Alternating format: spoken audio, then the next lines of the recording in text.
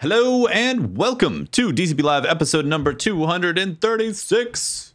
We got Mercules in the house. Welcome back. Have you been doing sidelining of DJ gigs with Tefty? I Is that what's going on? Bar mitzvahs. You got that COVID shot. You're just back out there, dude. I'm half vaxxed. I'm ready to like mingle. Got the half vax. Got the half I got vax. full vax on Monday. I got my full vax crew. Congrats on the full vax. Congrats on the half vax. Thank you. I drove my mother down to the shore and we had lunch at a restaurant, and it was that's amazing. Wonderful.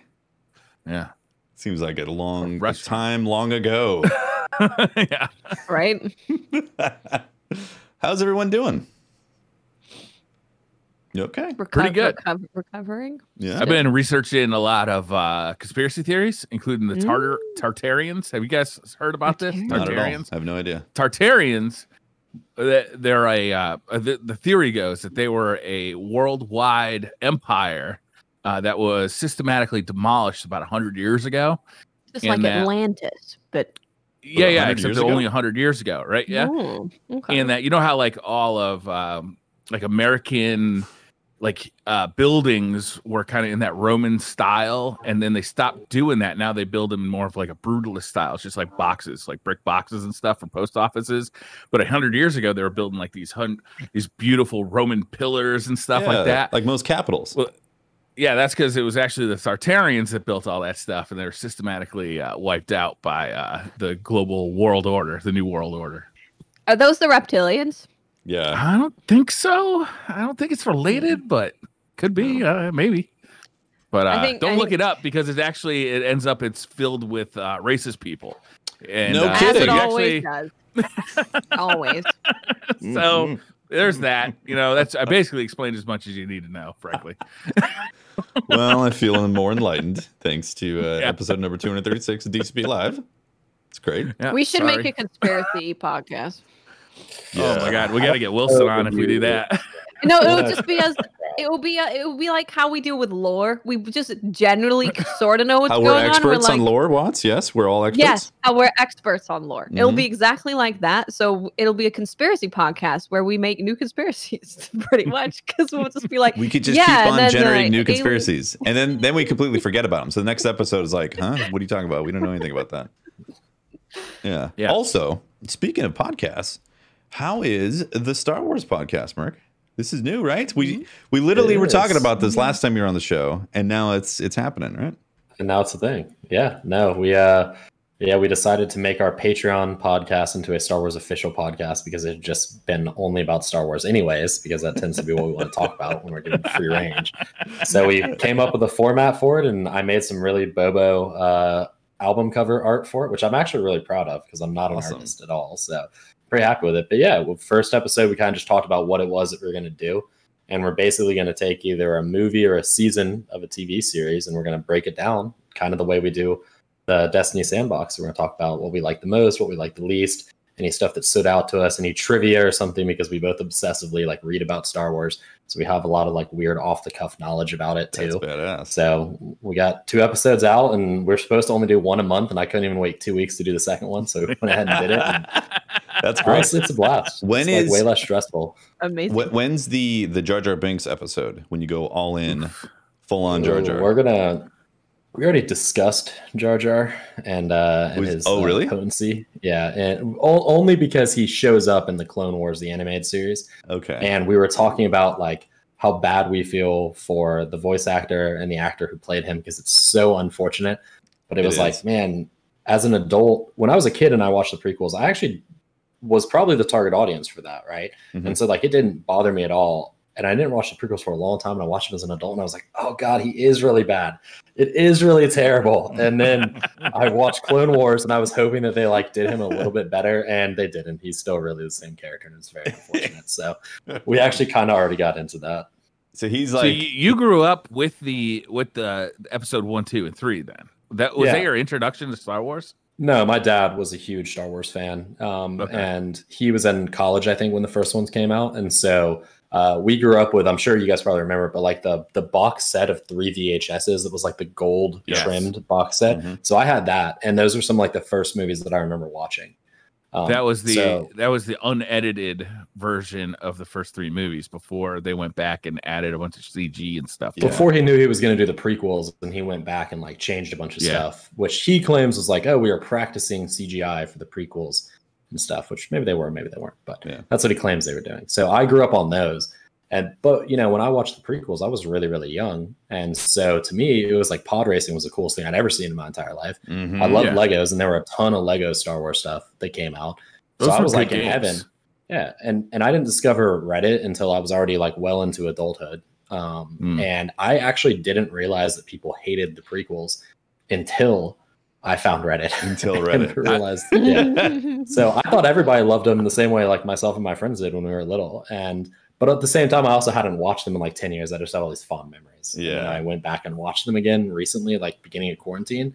And I was like, oh, wow. I remember going to opening night for the first one of the prequel. Yeah. Really? Oh, yeah, definitely. And honestly, I remember having a great time. I definitely remember Jar Jar was odd. And I was like, okay, that's weird, you know, but I was having an amazing Star Wars experience. And I remember the pod racing being incredible. And honestly, I think the pod race still holds up today. It does. Yeah. It's pretty good. It does, for sure. The game they made out of that is still good too. The pod racing game. Which is on sale May 4th because they're doing sales on all of the Star Wars games May 4th. Yeah, they just re-released that for modern consoles. Around May 4th. Why is that? Just a happy coincidence. Yeah. Who knows? They just like Cinco de Mayo. May the 4th. Yeah. they want everybody to be able to pregame their tequila stuff. On Cinco de Mayo. That's what it is. Games. Yeah, that's what it is, definitely. I don't think those prequels were all bad, right? Like there's some really good stuff in there. I think that ending fight scene, what was it called? The Fate of Duels? Duel of the Fates. Duel of the Fates, yeah. That was an amazing fight scene. It was an amazing like song that they were playing. Yeah, that became an epic score. Everybody's like, put the Fate of the Duels on, you know?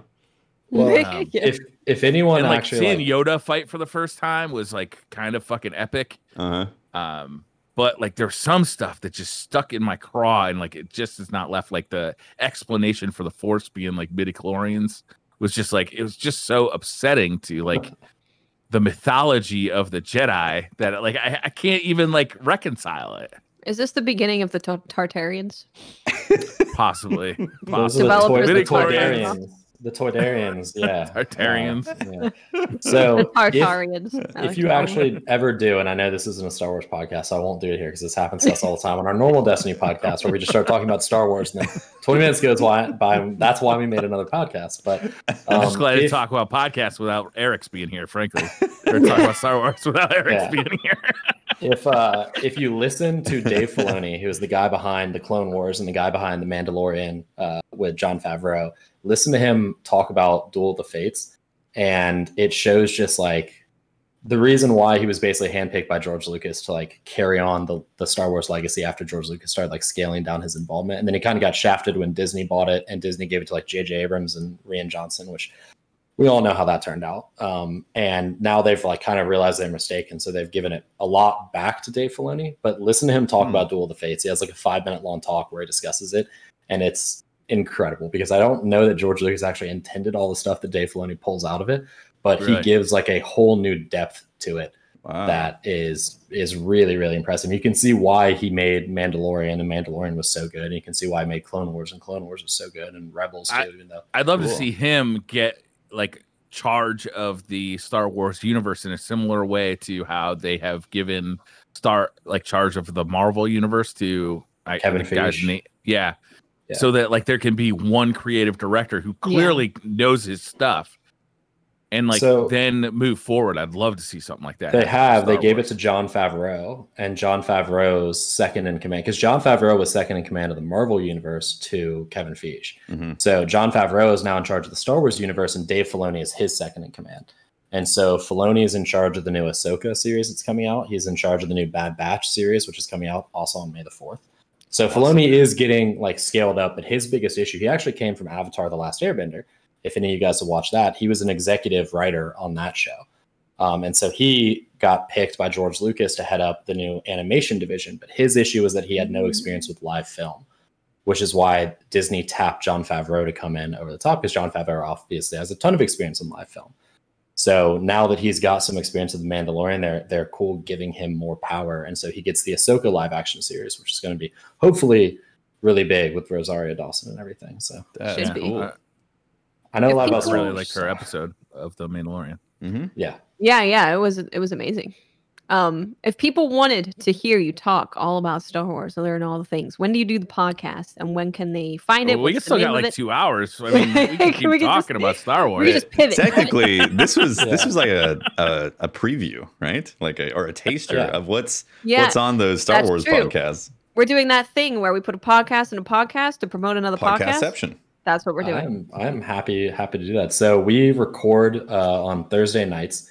And then usually I will release one episode on Thursday, either Massive Breakdowns or the Star Wars episode, depending on which one I feel like doing, which one I feel like editing first, which is almost always Star Wars because I don't do very much editing at all for Star Wars. You can like hear the beer cans open in the background and like hear my cat yelling at me for whatever reason. The cat is like, upset. And so usually it either comes out Friday morning or Monday morning. Would be the 2 releases, but we always record Thursday night. So we are actually recording as soon as we're done with this. We're going to record an episode. Awesome. And you said that's once a month for the Star Wars podcast? It was supposed to be, but we did one, and then like 2 weeks later we did another. And I would love to keep that cadence, honestly, because it is so much fun to just like crack a beer and talk about Star Wars with a buddy, and it gives me an excuse to go back and rewatch all the stuff too. So we are on the Star Wars TV series. We're doing 1 episode per season, so we'll be on season 2 next time. Nice. And what's the name of the podcast for Star Wars? I'm also really proud of this, and it's probably one of the nerdiest things I've done, which is saying something, but it's called Star Wars Beneath Twin Suns because of the wow. Yeah, so I'm like really unnecessarily proud of me coming up with that. And I probably shouldn't be, but it makes me very happy. I think you should be. Yeah, that's great. I like it. Awesome. Well, we do have some things to talk about in the Destiny universe as well. There's got to be some crossover between Destiny fans and Star Wars fans, right? Yeah. Like it can't be. The Duel of the Fates is sci-fi and space. It's PvE versus PvP. Duel Magic. of the Fates. I don't know if we want to open that can of worms. It's perpetually open. That's the thing in the Destiny world. Yeah, we got some news, some information. I mean, the big one, so there's a bunch of Sandbox stuff, obviously, in the TWAB, but big one is 22nd of May. The Vault of Glass is opening on up. Mm-hmm. Briar, are you coming out of retirement? Briar, get in there. I think I'd like to because I think it's going to be a really fun. Sorry, we already replaced you. You can't do it. Damn it. You got any room on that Star Wars podcast? We're going to join. Yeah, so you're interested in, but with the lower leveling cap and like I don't think the grind is going to be as harsh and like Vault of Glass. You know what it is. Yeah, I know Vault of Glass. It's not like it's going to be. I assume it's not going to be like a 12-hour like festival of pain. I think we can tell that based on the fact that they're doing like a world's first, but they're adding challenges to it. So if it was very, very different, then they could probably just do a world's first normally, right? But yeah, I don't think we're going to be in there forever. No. Yeah. And really, we haven't even talked about it. So this is like us talking about it for the very first time, actually, about it is this raid. Yeah. And honestly, like I don't think we're even going to try to be going for like world's first or something on that. I mean, we've played VOG before, right? So it's more like celebrating getting in there in the Destiny 2 world, seeing the little changes that they've done and experiencing a classic raid. Yeah, I kind of wouldn't mind like going to try and explore the kind of the secrets that we remember of the Vault of Glass 2 and just kind of check those out. Like, remember how I used to be able to kind of take that side entrance like right at the beginning, and there was kind of like that under level of the Vault of Glass. Like that stuff was really cool. The Vault of Glass was a really special raid, not only because it was our first, but because it was just so intricately detailed. Like there's just so many different routes you could take and so many kind of secrets in there. I mean, people still talk about secrets in the Vault of Glass, and it's been 7 years almost. Well, they found the 7th chest. You guys remember that? Kind of. They didn't. I'm just making that up. Conspiracies. Did they find the 6th chest? I can't tell you.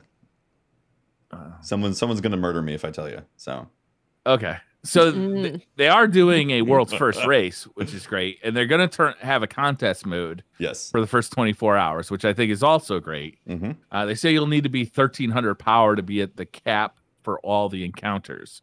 What's the current level cap? 1310. 1310. Nice. So, like, basically, if you are currently like powered up, then you're just gonna be able to walk right in. Season, yeah.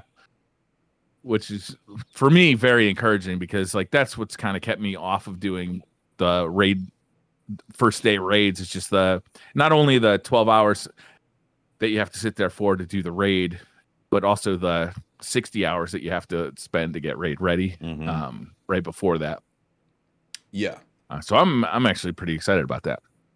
Yeah, I think it's great. I can't wait to see what they've done with the weapons too. Like, they haven't talked about that, right? No. Yeah, this is a mystery, right? The only other thing they have talked about in the TWAB was that if you clear Vault of Glass with contest mode active, it's the first step to access the new challenge mode in the Director and the Tempo's Edge Triumph. So that's really cool that you complete it on contest and then you unlock challenges. And then here it says completing Tempo's Edge, a curated list of triumphs in this newly unlocked challenge mode will be how a fire team crosses the world's first finish line and claims their prize. So that's cool. So that's actually a really fun kind of world's first, because you're going to generally know how to do the raid. So you're going to complete it on contest mode, and then you're going to get all these challenges to go back in again and complete it. Yeah. So it just sounds maybe less super stressful and a little more just fun, good times. Right. And you wipe if you fail the challenge stuff, right? So oh, wow. Really? Yeah. That's cool. That's good. I'm hoping that the challenge mode is actually pretty rough, because I'd love to see like a real like 24-hour race, kind of like we had with Last Wish, because that was exciting. I'm not. It was. Like, I wasn't obviously there for the whole 24 hours, but like watching, we played Last Wish and then we went to bed. We didn't finish it, and then we woke up, and I had a weird experience where I had to wake up and go to work. I had to do a photo shoot in the morning, so as soon as I woke up, I actually put on Dado's stream and was watching him stream like as I was working through the day, and then I got home and he was still going, and then I was kind of just like, I was in bed because I was working off of like 2 hours sleep, and I couldn't go to sleep until I watched that 24-hour countdown click, and I got to see him do it like whatever 3 seconds after the clock turned over. But it was a pretty exciting thing, so it'd be 2 minutes. It'd be fun if we had a 24 too. Yeah. Yeah, I don't think that's going to happen with Vault of Glass, since the secrets, for the most part, are known. They said they're not doing any kind of drastic changes. So I imagine challenges will be discovered pretty quick, being how ravenous the community is for cracking the nut. Yeah. Yeah. We'll see. Also, I kind of like what they're doing with the belt. They are giving a belt for the first team who does the challenge mode, all the triumphs in it. But they're giving it a silver aesthetic, and it's also going to have the clan name of the original world's first fire team on it. So that's a cool way to kind of pay respects to the original team. I like it. Yeah. Very cool. Yeah. Looking forward to it. Honestly. Didn't they do like retroactive belts for like the original team? Yes. Yep. Yep. And then of course the challenge mode and the Tempo's Edge Triumph will only be available for the first 24 hours, and then that node will disappear. Which I think is a little unfortunate. It would have been cool if people could, after the fact, take on the challenges. But of course, they take into consideration the first team within the 24 hours to beat it to be the world's first. It would be cool because, like, I don't know, challenges sounds kind of fun. But it does say that the encounter challenges will become available again later in the season. So, yeah, maybe that's a way that they're going to do extra loot or something. That'd be cool. Completing challenges to get extra drops, like double drops if you do the challenge. That'd be nice. Yeah. If there's not extra loot, it's not, people aren't going to do it. The unfortunate part, the most sad part about all of this is that the opening area of Vault of Glass is a private space. I know. Yeah. I mean, I didn't expect that's what you to, gotta expect. I know right? we don't have Venus. I didn't expect them to suddenly add Venus into the world and all that, but it would have been cool if keeping with the essence of Vault of Glass. I was kind of hopeful they added the moon back, right? They added parts of the Cosmodrome back. Like I was kind of hopeful, but yeah. I mean, it's just weird to bring stuff back with like no. I understand it's coming back out of the vault, but there's like no association with anything that we're doing at all. Context. Yeah, like it's just you get Vault of Glass back, just like we got those last 2 strikes from the Cosmodrome back. It was like they just dumped them on us with no new voice lines, no new context, like literally no new anything, which I'm appreciative for more stuff to play, but it's like I'd like a little bit of world building here where it's like, why am I doing this again? Because, and the real reason's loot, and that's all anyone cares about. But at the same time, like, take me out to dinner. Lord, I want to have a little song and dance with it, right? Yeah. Interesting. I guess I'm 50-50 on it. Like, I definitely don't care as much, but if they did have a really cool tie-in, I would definitely appreciate it. Yeah. Yeah, it is. It was the one raid that was activated in like a public space, and like you could be just like kind of doing your dailies for the day and like run across a raid team opening the Vault of Glass, and you could even help if you wanted to, and like that was just a really cool thing that's never been replicated in Destiny since then, even though players really liked it. I enjoyed it. It's a little weird that it rolling up, seeing a team being like, I'll help you kill some Praetorians, man. I got this. Why not? And then you watch them go into the vault, and you're kind of like, "Good luck, friends." Especially if you really had to help. You ever be in that situation where you're really helping as like the 7th raid team member until they walk through that door? You're just like, "Adios." I had a one life challenge end. I was like level 16. I was speeding down the fairway, getting close to the Vault of Glass entrance area, but like my objective was off to the left. There was that mission that was off to the left, or technically the right if you spawn in looking at the Vault of Glass. And some Praetorium happened to be out of its bounds a little bit, like further than it should be, like it never is right there, whatever. And hit me with 2 blasts and sniped me and killed me while I was on my Sparrow, and I was like, "Are you kidding me?" Just what? I was really disappointed over that. That one life challenge was a lot of fun. For people who don't remember that was at the end of Destiny 1's lifetime. I think Gathalion came up with the idea where you just you start a new Destiny character. It's 1 life. If you die at all, you just delete the character and all the gear that you got on it and start from scratch again. Yep. I had a similar experience. It was in the Vault of Glass, but it was one of the missions. It was a story mission that they brought into the Vault of Glass, and I had done everything correctly except that I forgot like some kind of wipe mechanic on that story mission. So I was standing there just talking to chat, and then died after 20 hours of gameplay on this character, and I had no idea why. So depressing, right? Yeah, I had one die where I floofed off the ledge just gracefully as a. I remember that. Just. I remember that. I think everyone was coming in stream being like, "Did you see how Tefty lost his 1 life challenge?" I haven't had the desire. I haven't even really seen people try it in Destiny 2 because I think there's just way too much BS deaths that happen in Destiny 2 to even remotely care about doing that. In D1, you could strategize somewhat and you could see some of the BS, but there wasn't like drop pods suddenly smushing you with the Cabal stuff, Yeah, that's in the first mission too, or used to be in the first mission. Yeah. So, do you go into PvP and do the 1 life challenge? Just hide in the corner the entire time with a shotgun? And I don't think I did. I might have done 1 match and somehow survived. Your Sparrow also wasn't as volatile in Destiny 1. Like now, if you're like just cruising around in your Sparrow and the wrong enemy shoots your Sparrow, it can explode and you're like 3/4 health down and just like a matter of reaction time to get out of there. By the way, I'm pretty sure that originated with Borderlands 2 challenges. Was kind of like the genesis of that and carried over into Destiny. People being interested in doing that. But yeah, that was a lot of fun until it wasn't. Yep. Hello, darkness, my old friend. Now that is a true roguelike, not a roguelite. Yeah. Yeah. You die, it's all gone. That's it. Start again. Done. Yeah. What else is going on in the TWAB this week? Anything good? A lot of things. So many things. You got this, Wads. Many things. The whole thing. We could take quadrants. Quadrants. That's math. Yeah. Just, I don't know, scroll down, cut it in like a quarter or something. I don't know. Just makes sense. Scroll and cut.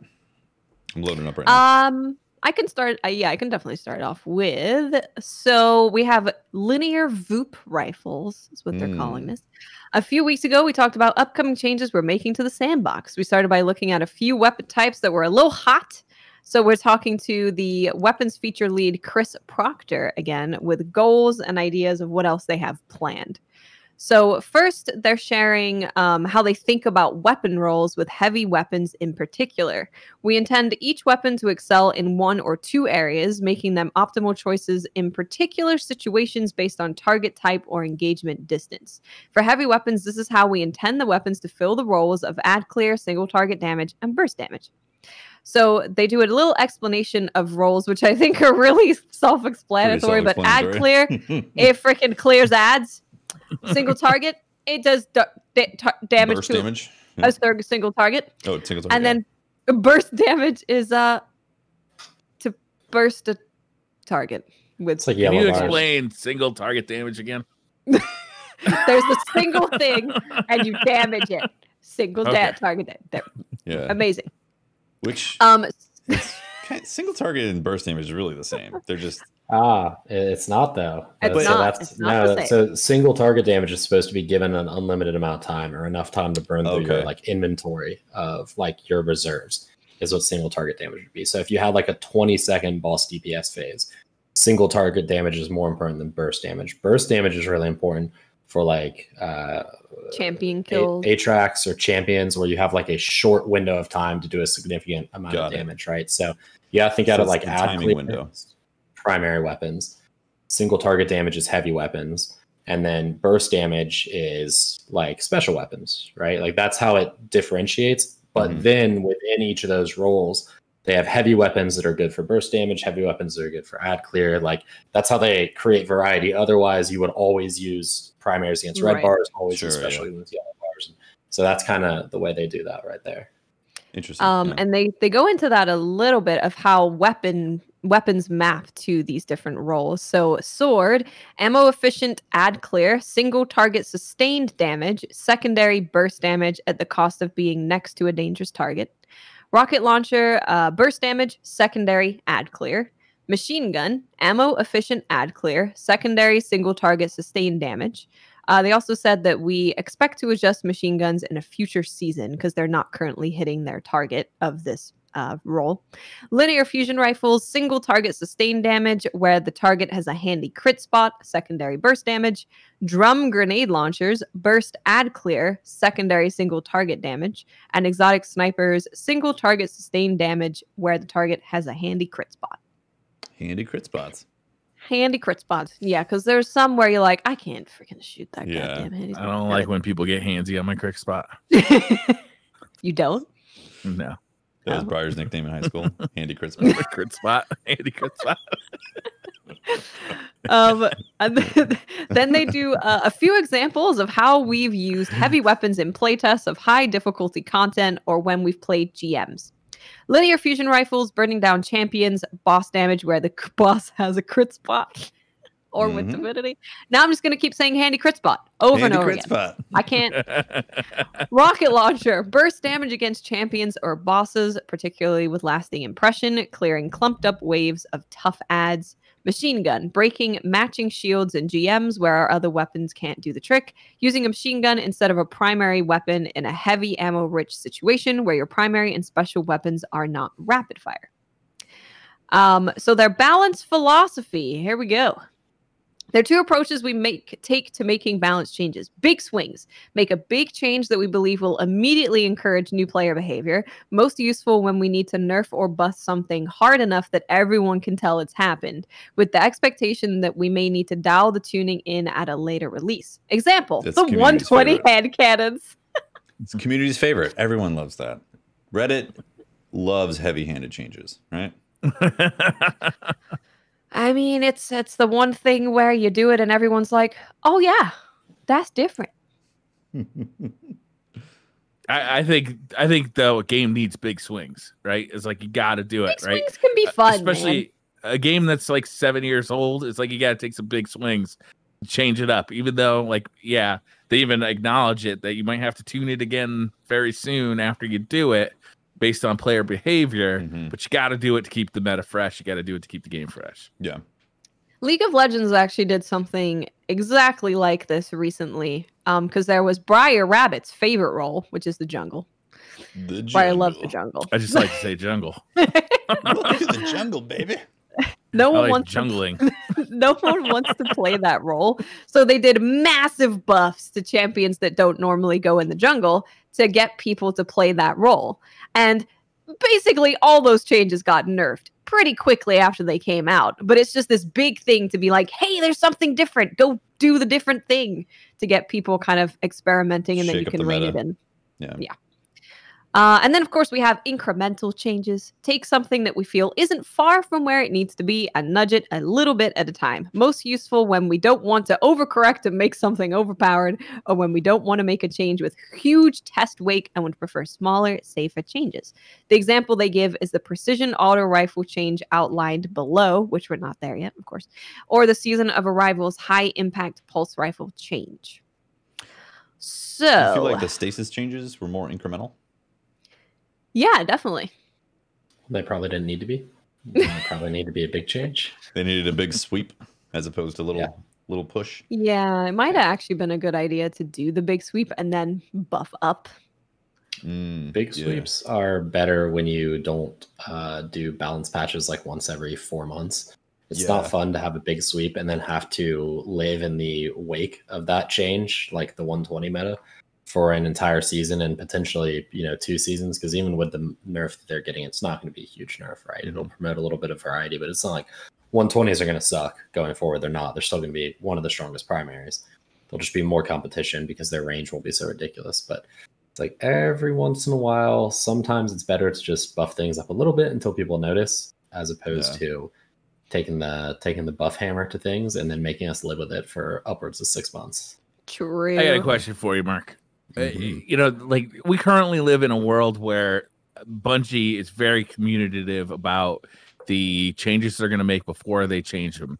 But like years ago, that wasn't the case, right? Is they would release a new patch with all sorts of changes, balance updates, and like all sorts of stuff, and you wouldn't even know what was in there until like we started playing. Maybe they'd give us a day one patch, but you'd start playing and reading the patch at the same time, right? Given what we know now, and like having the time to kind of look at this stuff beforehand, which way do you like it better? Do you like knowing that this stuff is coming and like theoretically being able to figure it out, or do you like just like having it drop and like testing out the weapons to see what feels good? No, I like this way significantly more. And I got to hand it to Chris Proctor. Like, Chris Proctor may not do as much, or Chris Proctor's Sandbox team. I shouldn't say it's just him because it's not just him. There's a lot of people who work on that team.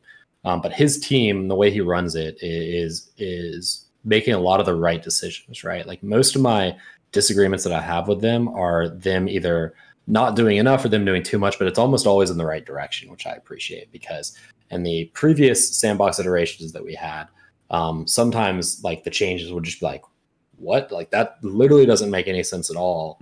Why is that? How was that the change that came out? And on top of that, they were surprising us with these changes where it was like day of. So it was like, not only did it not make any sense, but like we didn't have any time to prepare for a sandbox just changing in a dramatically different way. And I felt like I didn't appreciate that as much. Obviously, I'm a sandbox person. Like, I like getting these changes so I can kind of get my bullet list like, okay, here's the things I need to check when the new sandbox comes out, when the patch drops. Like, I need to play with 120s, I need to play with Bastion, I need to play with fusion rifles. Like, I kind of get a list together, and then it makes it easier for me, like day one, to already have all those guns loaded on my character, to basically load in and like, now here's my checklist that I run through. So it's just a quality of life thing from the perspective of someone who deals with sandbox stuff. But also, I really appreciate the fact that Chris seems to really have a hand on what the sandbox needs. And if my biggest concern is that you should have nerfed 120s more, but at least they got nerfed, like, that's much better than like, instead of 120s getting nerfed like 180s somehow mysteriously do double crit damage 1 out of 10 headshots. And it's like, oh.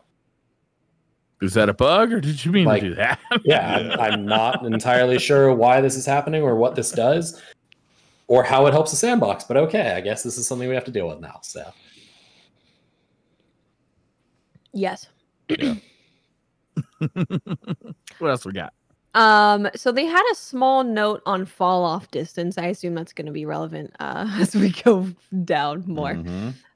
And it says that when we call out changes to damage fall off distance, we always do so according to a weapon's base damage fall off, i.e. hipfire. Damage fall off distance increases differently based on a weapon's zoom. So for example, the fusion rifle distance changes described below, or the hand cannon distance changes called out previously, will be higher when zoomed. So super Merc weird can deep dive explain here. for us being stupid and not knowing what's going on. So this probably doesn't please. matter to most people, but the way Bungie deals with a lot of stats is they have a base variant and then they have like a multiplier that's on top of that, right? So like damage, they don't set crit damage, they set base damage, and then they apply a multiplier to it that gets them to a crit value. That's why a lot of times base damage values will be whole numbers and crit damage values will be fractional numbers or decimal numbers, right? So the same thing happens with range and aim assist fall off. They set that value for the hip fire of the weapon, which for most weapons doesn't make any sense at all because most weapons are wildly inaccurate hip fire, and so nobody ever uses it. Then when you go ADS, which is aim down sights, there is a multiplier that is added to it based on the zoom factor of the weapon, right? So weapons with higher zoom have a lower field of view, but they push out that damage fall off and aim assist fall off. Damage fall off is when the damage starts decreasing from full damage. Aim assist fall off is when in Halo you basically had a red reticle, and then outside of it you had no red reticle. And it means your aim assist is not active. And Destiny, the aim assist like falls off. But those two things happen at a certain value based on the range of the gun. And then when you go ADS, it pushes that value out like a significantly further distance, depending on how high the zoom of the gun is.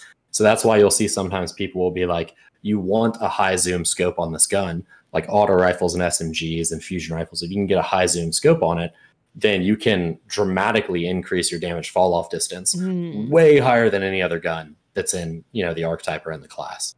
Right. And then, but there's also behind the scenes, there's a multiplier they put on the zoom multiplier that decreases it, right? So just because you have a 1.5 times zoom scope doesn't mean you get 1.5 times the amount of range, because there's also a multiplier on that that's like you actually only get 60% of that zoom value.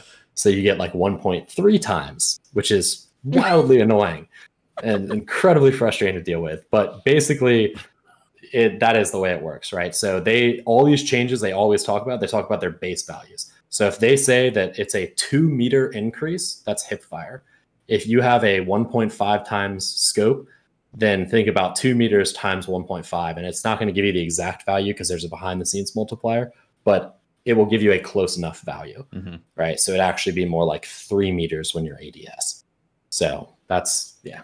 And this is why we have firing range. This is why There's so much math under the hood that, you know, players don't know about. I mean, how would you know unless you deep dive into it? And wait until you start talking about aim assist cones and like all that other stuff where they're like, oh, it's a 2 degree change to a normally 2.5 degree cone. And you're like, that doesn't mean shit. And then you start measuring pixels on a 4K screen and you're like, God, what is my life even right now? So. Quick advertisement for firing range. There'll be a new episode next week. You guys are planning on recording, so I'm sure we'll be talking about all the digging into. You'll get the massive extra big brain breakdowns. Yep. Yeah, these are just like a lot less questions about eating people and a lot more. This is the show where you get the baby brain breakdown. Explain it to me like I'm 5. And drunk. A drunk 5-year-old. Yeah, a drunk 5-year-old. Ooh. It's a dangerous game to play. Okay, going into weapon archetypes. We're starting off with precision auto rifles, which is the 450 RPM. This subfamily fell behind other auto rifles in the auto rifle tuning. I thought you like choked up on your mic. I looked up and was like, I hit my water canister directly on my mic boom, and the worst. It was very loud. Yeah. Sorry. That's okay. This subfamily fell behind other auto rifles in the auto rifle tuning last year, so damage has been increased to be closer to the time to kill of the others. So it's increasing the precision auto rifle damage per bullet from 17 to 18. Which sounds like a small change, but is actually a much bigger change than you would expect, right? Because it's fast, right? Yeah, well, and 450s have their intrinsic perk, which it doesn't say it, right? But their intrinsic perk is they get counterbalance, like stacked is their intrinsic perk. So all their recoil directions are great. Recoil direction is like the direction the gun follows when you shoot really fast. And so for precisions, it's like straight up and down, which means it's very easy to control. On top of that, they have pretty darn good range, like base wise. Everybody remembers the very fun Uriel's Gift meta that we went through. Yeah, it was great. Early in D2, which, you know, they have been loathsome to buff 450s because we don't want to go back to that at all. Nobody likes a Uriel's Gift meta. But basically what it does is we talked about multipliers before. So there's a crit multiplier on the precision auto rifles that is 1.6 times. So 17 to 18 base damage doesn't sound like a lot, although it does take the body shot time to kill down from 1.47 seconds to 1.33 seconds. But it actually buffs the crit damage from 27.2 to 28.8, which is actually a really big buff. So it drops the time to kill down to 0.8 seconds, which for comparison is how fast DMT kills Dead Man's Tale kills Hipfire with 3 crits. So it actually is a much bigger buff. Like, I would be surprised, not that these aren't going to be meta because we still have hand cannons, but I do think that we actually kind of see a lot of gnawing hungers right now, especially at like more casual levels. I think that 450s will probably supplant gnawing hunger and the 600 RPM autos as the most used auto rifle because they super easy to use, really good stability and recoil direction, and the range is better than the 600s. So yeah, this is kind of exciting because I know there's a lot of players who, you know, maybe there's some who are really good at PvP. There's some who PvP is not really their jam, but they really like auto rifles and that's how they compete. That's what they find comfortable using. So having this buff, making it to where they can kind of go toe to toe with the super meta weapons, I think it's going to be really nice for a lot of people. The slow fire auto rifles too. It's like the fast firing auto rifles feel so much like submachine guns that it loses the distinction gets lost in there sometimes. Whereas the slow firing ones feel more like a actual auto rifle as opposed to a submachine gun. Do you think there's Archetype Bloat is what has happened now? Like they added a bunch of archetypes to the game, and I've spoken about this before on firing range, but like we have a really huge problem in Destiny now where they're having difficulty balancing the sandbox when you have 5 archetypes per weapon class. And realistically, there's just like not a need for a lot of them, right? Like we have 6 archetypes of sidearm, right? We have 4 archetypes of submachine gun, 2 of which have the same rate of fire and just do slightly different base damage values with slightly different crit multipliers. We have an archetype of auto rifle that does the same rate of fire as an archetype of submachine gun. We have 2 archetypes of auto rifle that do the same rate of fire as an archetype of submachine gun, but they're just like flat out better than them in every way, right? So it's like, you know, there's a tremendous amount of bloat and nobody wants to hear stuff needs to be taken away, but like there really does probably need to be like a significant culling of archetypes. Probably, yeah. So you know, they should do some kind of sunsetting. I think that'd be really popular. Yeah, and maybe they could just retire some weapons. That might be the way around it. Do you think Atheon's epilogue is going to be a full-on bullet hose with a big magazine? I don't know. They haven't said anything about those. In D1, 900 RPM autos were auto rifles. Now we have 720 RPM autos as the fastest rate of fire. So it's probably going to be a 720 RPM auto rifle. As opposed to a 900 RPM submachine gun, because it would completely change the way it functioned for it to be a submachine gun because they neuter the range really hard. The zoom is different, right? But I will say interesting thing, because Destiny has a 30-second tick rate where it activates at 720 RPM is actually impossible to hit on a 30 tick per second rate. So it actually alternates 3 and 2 ticks back and forth. Interesting. So it alternates between 900 and 600 RPM back to back to back to back to back. Yeah, which is actually kind of neat, and that's also makes it really hard to figure out time to kill. So yeah, I can imagine. Yeah. Huh? I didn't know that. Random note that I'm sure everyone's going to super care about is they are adding a linear fusion rifle and a breach grenade launcher into the whirlpool. That is a blue. It's a blue. They're blues. New blues. Thank goodness. Game's fixed, everybody.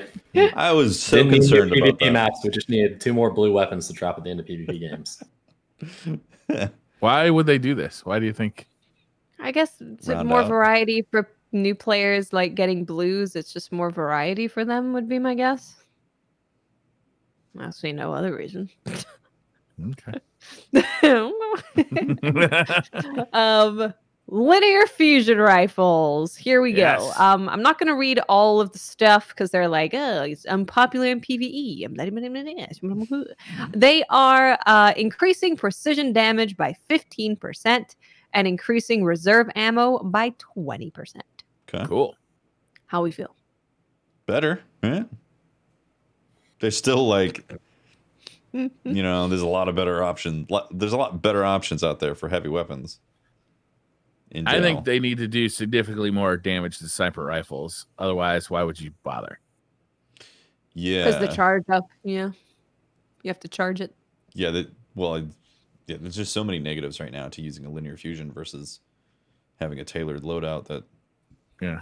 Although I guess if they did the same amount of damage in PvE, they did the same amount of damage but had a bigger magazine, so you could do more damage. It still wouldn't work out. You'd have to, because their charge time is so much longer than the rate of fire of a sniper rifle. You'd have to. Yeah. Well, it's not entirely true. They would be able to do it, but I think it'd be a very wonky set of damage numbers. They'd be doing like insanely high precision damage comparatively. I mean, I think the best option is, and they would mention it, is putting him into the special slot. But yeah, I was gonna say the test wake for that's ridiculous. Yeah, I can read that really quick because that is an interesting part. So they did say, note that we have seen plenty of suggestions to move some or all of linear fusion rifles out of the heavy slot, but this is a substantial amount of work and a balance risk for PvP. Due to the difficulty of balancing sniper rifles as instant shot weapons against linear fusion rifles with a charge time, with wildly varying flinch and aim assist values, and reduces weapon diversity in the heavy slot. And then they did say that it's still a possibility for some time in the future, though, if tuning them as heavy weapons doesn't have the desired effect. As a PvE player, I totally want these to be energy weapons. Like, I totally want them to be energy weapons. Even PvP. I mean, as long as they... I don't know, man, because PvP is like all of a sudden you have... It's effectively you're going to have snipers all the time. Well, players are going to find the ones with the big aim assist, and you're going to have snipers all the time. You already had it with Arbalists and Queenbreakers. Yes, but those were kind of outliers in that Arbalist has like an insanely low zoom value, which gives it a massive field of view. And also zoom value has the effect of narrowing your aim assist cone. So because Arbalist had such a low zoom value, the aim assist cone was like blown way out. And that's why it had such a ridiculous like ability to basically magnetize to the head. So Arbalist is an outlier. But I mean, realistically, he says like the difficulty in balancing them is that they have a charge rate and snipers don't. But the benefit is they do more damage and they have more aim assist, right? Like I feel like it almost balances itself. Or if you want to leave them in the heavy slot, then they need to work the way Sleeper does, which it needs to body shot Guardians in PvP, because that's the only way it's really worth like using as a heavy weapon in PvP. And it needs to do a crazy amount of crit damage for PvE because Sleeper's not meta in PvE, even with it doing like double the crit damage of every other linear fusion. So, yes, it has a really high charge rate and everything, but it's just like, I don't know. It's really too bad because this is one of the cooler fantasy guns in the Arsenal. It's a fun gun to use for sure. It is one of the cooler like space magic-y sci-fi weapons. Like a rail gun. Charges it up. Is. Yeah. It's like the Spartan laser. Yeah. Yeah, we'll see. We'll see how it feels. It's probably not going to be enough.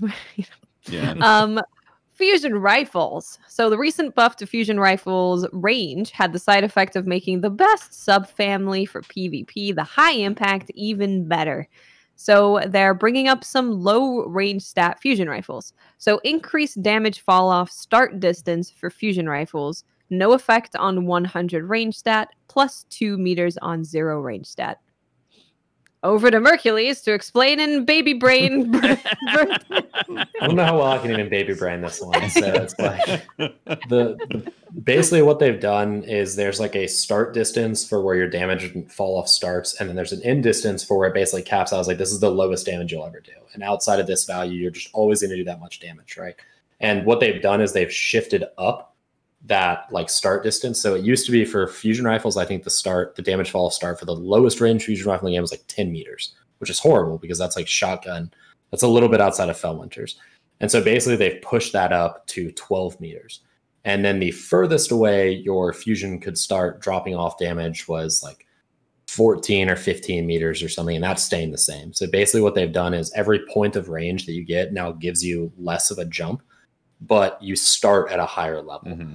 So what I said was that when you ADS, which again, multiplier, I think the value that I came up with was like the lowest range fusion rifle archetype, which is the rapid fires, are going to get like 2.25 or 2 meters of additional damage fall off distance.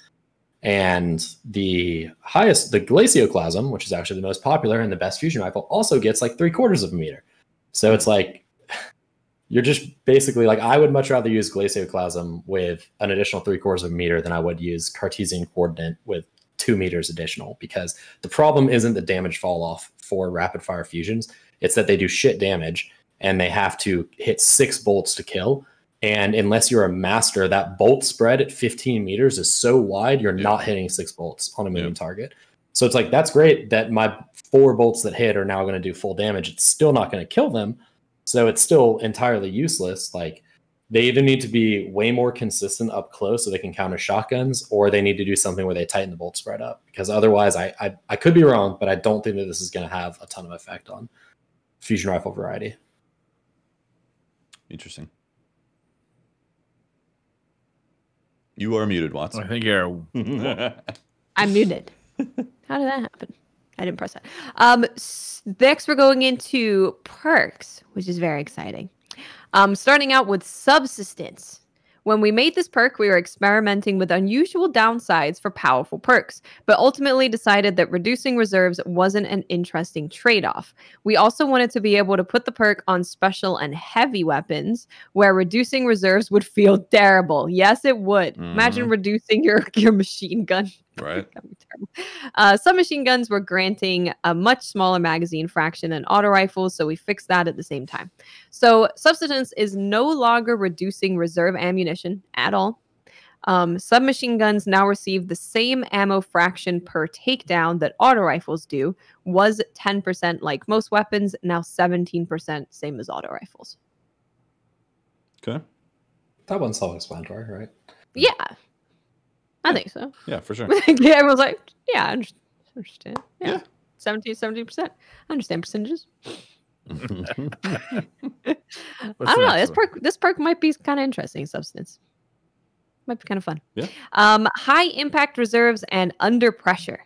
Due to technical constraints at the time these were created, the trigger condition for these is on projectile impact, i.e. the bonus won't take effect until you fire the weapon once.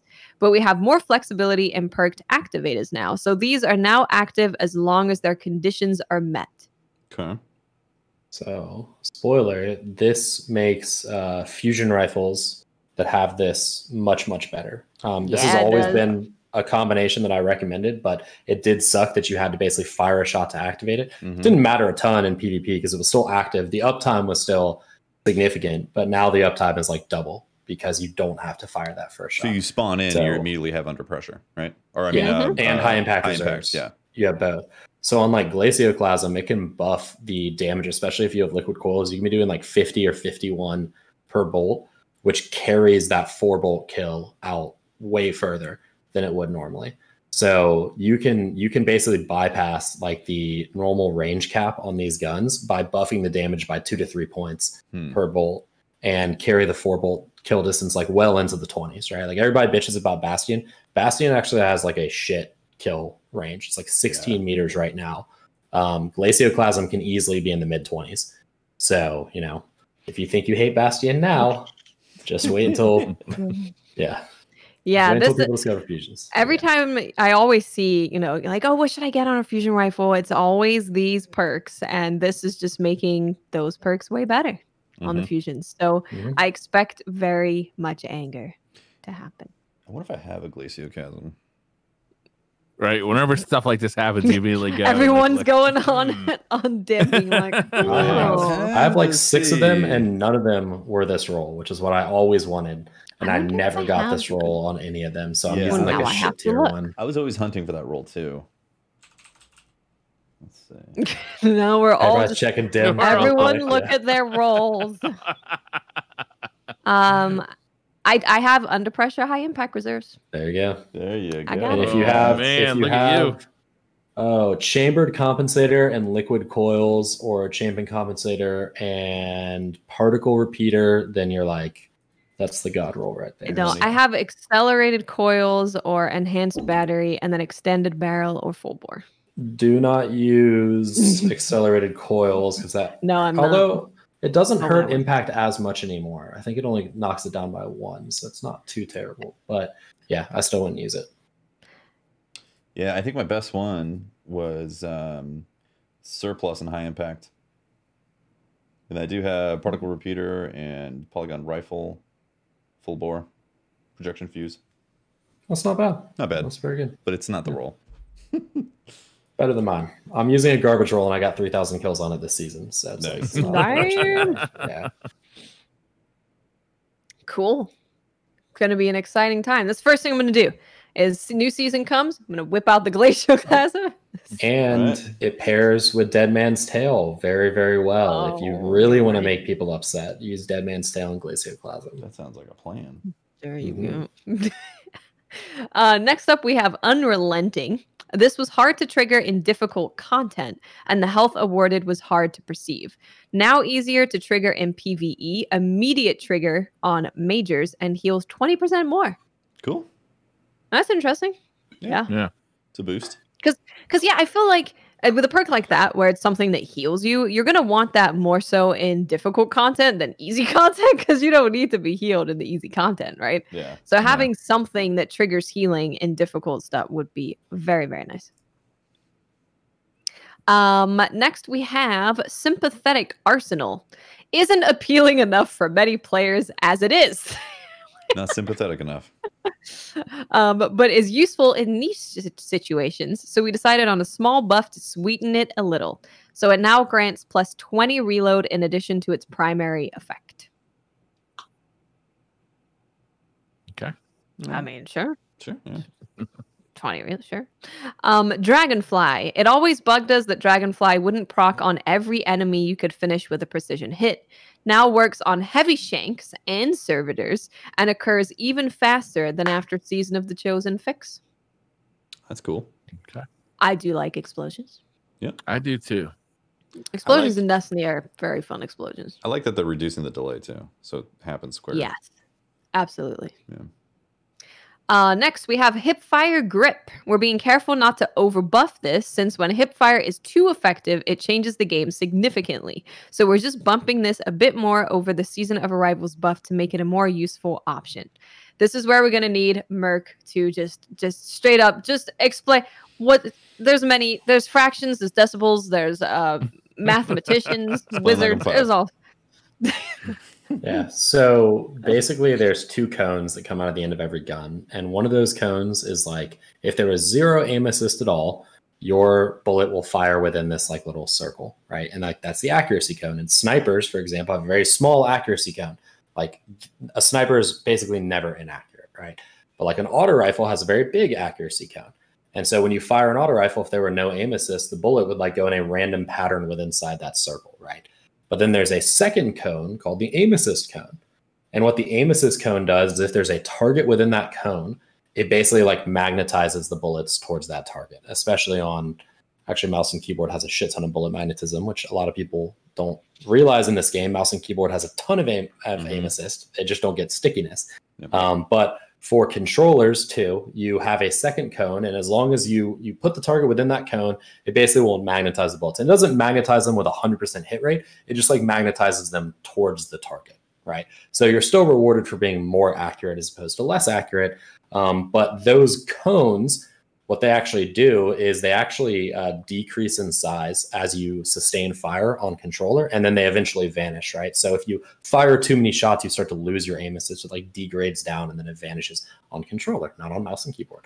Mouse and keyboard always gets tons of aim assist, which I don't know why that makes sense. Interesting. Yeah. So what they are basically doing is they are taking the aim assist cone and they are just changing the angle by like half a degree, basically. They're just or by 1 degree. They're basically buffing it up. And people are like, oh, that's the tiniest difference at all. But you have to look at like what the area of a circle is, right? And when you change something by a degree, even though it may only change the radius of that circle by a single pixel or by 2 pixels, when you add that to the overall area of a circle, it's actually a substantial amount of area that's increased to it. So that's why they're cautioning like, hey, this doesn't sound like a lot, but trust me, it actually is. Like the difference between maximum aim assist and minimum aim assist right now on a hand cannon is a half a degree. 0 aim assist to 100 aim assist. So this is basically double, that change. So it's going to be a substantial change. And also in addition to that, the reticle stickiness for controller, they are also pushing that out by 1.2 times, which basically means it's like a mini going ADS when you're hip firing. Like this isn't going to be DMT levels of like every gun has perfect hip fire accuracy, but it is going to make a pretty noticeable change to guns with hip fire on them. Like it's going to make them more usable. Interesting. Okay. Yeah. Very interesting. Yeah, it does. It says here that you can feel the difference between a 90 aim assist hand cannon and a 100 aim assist hand cannon, and that is just a 0.05 degree increase. Wow. So it sounds really small, but this could actually be really fun. This makes me want to get some guns with hip fire and just see how it feels to run around hip firing stuff. And there's certain guns that this is going to be even more powerful on, like sidearms and SMGs are already pretty accurate hip firing. And this, because their zoom is so low to begin with, like this is probably going to make them close to as accurate hip firing as they are ADS. And so there's going to be certain guns that basically it's going to allow them to be played with your choice of hip fire or ADS. It's not going to be the same for like a scout rifle. It's probably not going to help a tremendous amount. But for guns that are already natively low zoom and natively accurate hip fire, it's going to be very, very big. Last word, how you doing? Yeah, seriously. If they don't buff that separately, Yep. Next, we have Iron Grip, Iron Gaze, and Iron Reach. We were cautious when making stat bump perks in Season of Arrivals, not wanting to break weapon stat ranges at too low a cost, but the penalties these shipped with were too much now that we've seen them in the wild. So they are reducing the secondary stat penalty from -40 to -30. That's good. Some of those perks are good already, even with the -40 penalty, because stats bottom out, right? So you can, it can say -40, but it might only go down -10, and you like can't go down lower than that, So some of these conditionally were very good, even with the penalty. So this is just going to make them better. I like this trend of buffing perks kind of across the board. Absolutely. Yeah, there's I got a multi-mac that has, I think it's Iron Gaze, and already that feels good with the perk set that I have. So I'm all for it. Sounds good to me. Cool. Next, we have Osmosis and Elemental Capacitor. So these, of course, when Stasis came out, they didn't have time to add these to work with Stasis. So Osmosis now switches the weapon to Stasis damage when playing a Stasis subclass. This should work for any mechanics that ask for Stasis damage, but not for Stasis ability damage. Also created Stasis VFX for all weapon types that Osmosis can appear on. That sounds like a lot of work. It does. God damn, no wonder they didn't have time to do that. Right. Jesus. And then also Elemental Capacitor with a Stasis subclass grants plus recoil direction and reduces ADS move speed penalty. It's very good. Yeah. That is really strong. Very good. I've only ever used Elemental Capacitor on Void subclasses for the most part because of the stability buff, but this is very good. Very, very good. Next, we have no distractions. Because of an exotic change below and the sniper rifle flinch changes in Season of the Chosen, we wanted to make no distractions a more appealing option for combating flinch. Reduced trigger time from 1.5 seconds to 1 second and increased the flinch reduction from 30% to 35%. I mean, it's still rough having a trigger time at all. Like, this perk would be absolute god mode if it did not have a trigger time. Like, I would get this on every single gun. I hate flinch more than probably any mechanic and shooters. And if I could use this perk combined with my double reduced flinch, mods on the chest, like, this would be a tier 1 perk. But you have to think that 1 second is as slow as the slowest primary weapon time to kill, right? So not all the time. Now, there's a significant period of time where you'll be ADS for, and this will trigger like in the middle of a fight, which can happen. But a lot of times, like, you are going ADS and beginning to fight immediately, and the fight's going to be done before this thing triggers at all, unless you're sitting there hard scoped, basically. So yeah. It's going to help me all the time, then. Next, we have Celerity and Bottomless Grief. We addressed these specifically in an earlier TWAB, but here are all the buffs again. So we've heard this before, but Celerity is getting always granting +20 to handling and +20 to reload in addition to the triggered effect. And Bottomless Grief is getting +30 to magazine in addition to the triggered effect. So there you go. Cool. So, And then Thresh, this change is already live and not a buff, so much as a bug fix. Thresh unintentionally only worked in PvP for certain weapons and Beyond Light, but Thresh has worked for all weapon types in PvP since Season of the Chosen launch. Cool. Big. Now we have mods. Not a whole lot of mods, just a very tiny amount. But we have Adept Mag and Adept Targeting. Same reasoning as the Iron Banner perks. We were cautiously blah, blah. So they reduced the secondary stat penalty from -20 to -15 and fixed Adept Mag not granting reserves when applied to a sword. Cool. Yeah, good. Adept Counterbalance. This didn't feel like enough of an upgrade over standard counterbalance, so they're increasing the recoil direction benefit. I'd love to know a number. I'd love to know a number, because sometimes it's not good to have the adept counterbalance over counterbalance because it's pushing you into to be off instead of just going straight. Yeah, you want to end in intervals of 5 because it uses like a sine wave or something, or like a tan wave to, like, it has this graph where it like goes back and forth and it waves, and like the lower it is, the wider the variation is, but you always want to try to end in intervals of 5 if you can, because that seems to be the more centered version. So, very frustrating. So if something pushed it to 100, you're like, well, I don't want that. I'd prefer to have 95. So I'd love to know an actual number, because I have Adept Counterbalance, and I'm like, with the stat that I have for the recoil direction on this gun, this doesn't make any sense to put on it. It's gonna make it worse. It does what? It does +25 now, and normal counterbalance does +15, so it probably is going to do +30, which means it will work on all the guns it didn't work on, and it won't work on any of the guns that it did work on. So. That's true. It might just flip it. Yeah, that's funny. Next, we have Exotics Mida Multi-Tool. We've seen many requests to switch this from Outlaw to something more useful. And one thing we've observed is Mida losing fights to weapons that cause more flinch. So they're changing the Catalyst perk from Outlaw to No Distractions. Just take flinch away from everything. From all primary weapons. Just remove flinch from primaries, please. It's the worst mechanic ever. Would you prefer descoping? In Destiny, no, because we have poor hip fire accuracy. Yeah.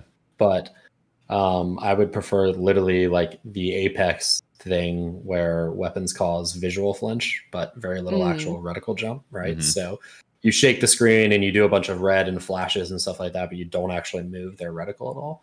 I find that to be a significantly better tool, because good players can basically learn to ignore the distractions, and bad players get psyched out by them. But reticle flinch, reticle jump just introduces randomness, and it's like, we all hated Bloom. True. Bloom was randomness in gunfights. Like, why aren't we as upset about flinch, which is even more randomness in gunfights? So, true. And then we also have Hawkmoon, increased priority of paracausal charge and paracausal shot buff text, this was sometimes dropping off the bottom of the list. So you're just going to be able to tell when you have it up more often. The future. Sometime further into season 14, we expect to touch the following. All shotguns.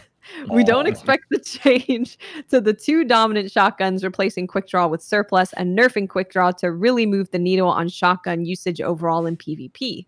We agree with some of the comments that weapon usage is not only dependent on tuning, but the map design is also a factor. However, we want more weapons to be viable on all maps, and we can achieve this through tuning, giving other special weapons room to excel, specifics coming later. Shotguns are going down! Yeah, that just sounds like less range, right? It sounds like you might have to go back to the beginning of D1 shotguns where it was shotgun melee. Shotgun melee was like the only way you could kill people before Fellwinners came out reliably with a shotgun. You had to shotgun melee unless you were like in their butt. Then you could just shotgun them. Yeah, I mean, shotguns are always going to be the most prevalent because they're the lowest skill, shouldn't say that because people get very angry at me. So angry. Oh, people no. get very angry at me. They're the lowest barrier to entry special weapon in terms of how quick they are to pick up and understand. So they will always be the most prevalent at like the whole bell curve of the population. But it doesn't help that, and he even said this, like every map we have right now, like we don't have big maps anymore. We have medium to small maps, and that's it. So shotguns, if you just introduce some big maps, like you would see shotgun usage at least drop, and they're like, oh, we want, more weapons to be useful on more maps. And it's like, you can try that, but it's going to be really hard to make snipers useful on some of these maps, which don't have a sight line longer than 20 meters. Also, you all hated the big maps and made us take them out of the game. Yeah, just give us big team battle and big maps. 9v9 big team battle. We have First Light. We have the other one that I forgot the name of. Equinox and Bastion from D1. And there's some good maps out there that were fun. I told you put 5 capture points on it instead of 3. That would be fun. And then you just make 9v9 and you let everybody just go wild. That sounds fun. That sounds great. I want that. Yeah, it's easy peasy. That sounds fun. I just fixed everything. I recently played Reach again, and man, it is like amazing how bad that shotgun is versus Destiny shotguns. Reach's shotgun, you have to be super close to get a one-hit kill. You got to barrel stuff it. You got to barrel stuff, and you have to do like 2 shots if you want to try to follow up or something, or have like a relatively distant shot. But even then, it was still a bunch of RNG whether or not those 2 shots were going to land. And there's no like sliding, running up, sprinting, sliding, or anything like that. It's no, you automatically hit the melee button in Halo after your shotgun. It was always shotgun melee because there was no faster way to kill. My thing that I would love to see is I would love to see shotguns have their pellet spread like significantly tightened and have their damage per pellet drop way down. So like technically you could kill from further away if you hit all your pellets, but you have to be like super accurate to do it. Because I think that would make shotguns, it would give them like a higher skill ceiling. Like if you're good with shotguns, you can use these things at, higher distances than you can right now. However, if you're inaccurate with your shotgun, good luck getting a single kill because they barely do any damage per pellet. And like that's what I'd like to see. Like I'm a huge fan of like make things more difficult to use and more lethal, like across the board. Because I think that promotes a higher, as it is to the skill gap, because it's not entirely right. But I think it promotes a higher skill ceiling for the game in general.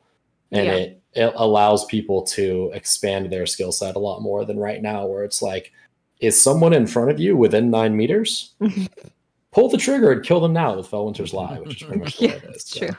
Well, you've seen people get ridiculously good with Chaperone and do some amazing slug shotty stuff, but Chaperone has a shit ton of aim assist too. People want to talk about, so Arbalest was an outlier. Chaperone is as much of an outlier, but just no one uses it because it's a slug shotgun and they have like a shit reputation. Chaperone has a tremendous amount of aim assist.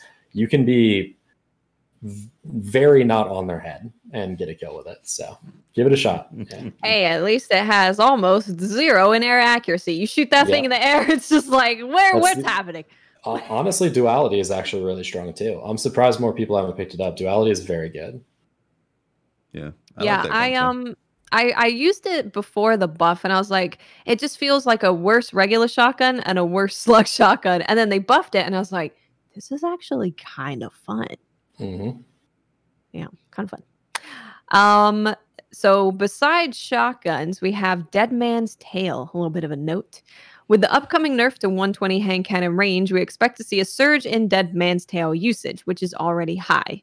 We had enough moving pieces in Season 14 that we didn't want to try and squeeze this in at the same time, but we have a change ready to go that reins in its ability to challenge sniper rifles, 120 hand cannons, and scout rifles while in hip fire without detracting from the fantasy of the weapon. I need to clarify, on PC, it's really high on PC. It's really useful on PC. Yeah, it's because I see people do crazy things on M&K with Deadman's, and I'm like, Deadman's is good on controller, but it's not that good. It's because it has a stupid hipfire aim assist cone that has like 2 dead spots in it to the left and right of the character's head. So you have to hit over, like you have to shoot on top of their head, kind of like how Mida works. So you have to put the little hat on top of them. You have to do the same thing with Deadman's on controller, which is real stupid, but you have to like aim high and it pulls down. But if you're to the left or the right, it just straight up misses. Like it doesn't even hit at all. It doesn't even pull to the body. And then if you're under, it pulls to the body. So it doesn't have like a normal aim assist cone. It has like a little pie slice on top of their head where you can hit them. Whereas on PC, it does not. On PC, it has like the full aim assist, 360 degrees, and it's deadly accurate with the mouse and keyboard. So if it had the same functionality on controller, I'd be 100% on board with it. But like as someone who put 3,000 kills on it, that's why I have 3,000 kills on my Glacioclasm, is because that's the pairing that I use.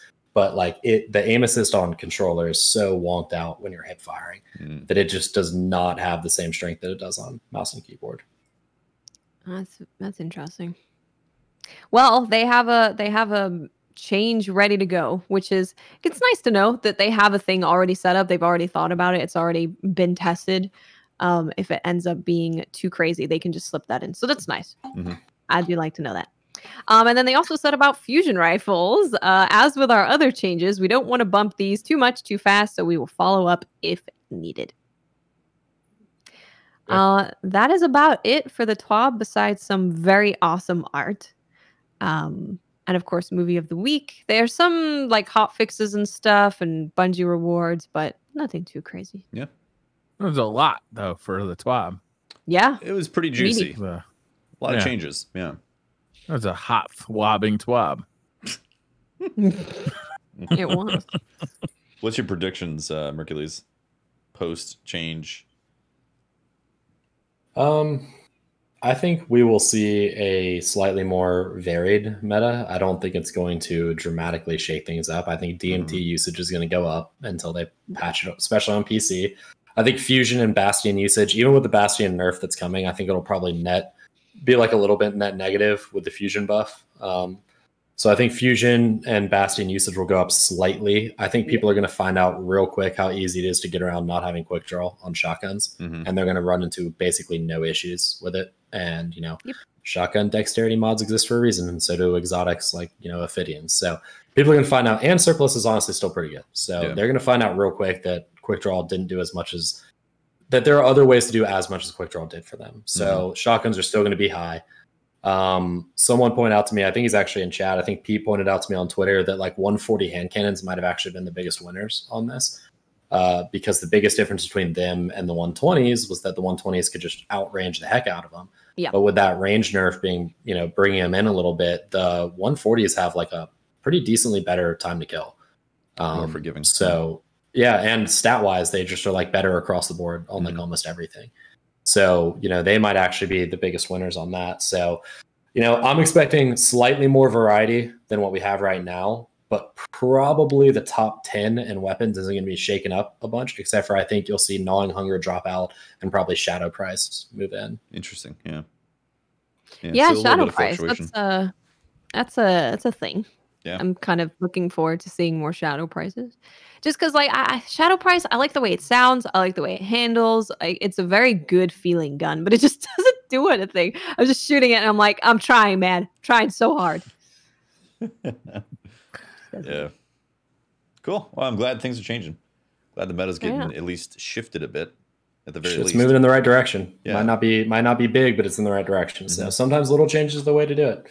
And I'm really looking forward to the osmosis and stuff, those changes for stasis. Messing around with that and seeing how that feels is going to be cool. This is going to be huge. Elemental capacity was a dead perk for me this entire season because, exactly. What am I going to do with it? I'm maining a stasis subclass, but now it's actually better because it's like I can not use a counterbalance mod on some of the guns that I need and put a different mod on there if it has elemental capacitor. Like that's a big win for me. So I'm pretty happy about that. Very happy to see some of this stuff. A lot less happy that there's still no news about like new maps or anything to like. At least they mentioned the word map. We got a mention of the word map today. Yeah. And the fact that it's also like, just bring back some of the maps you took away even at this point. Like I'm not even gonna be choosy. Like just come on, man. There's like 20 maps that were in the game that are gone. Just like even bring some of those back. I'd take anything at this point. I think just put every map in there. If people don't like it, they can leave the match. It's totally fine. But just put it back in there. There's no point in having them out. Yeah, absolutely.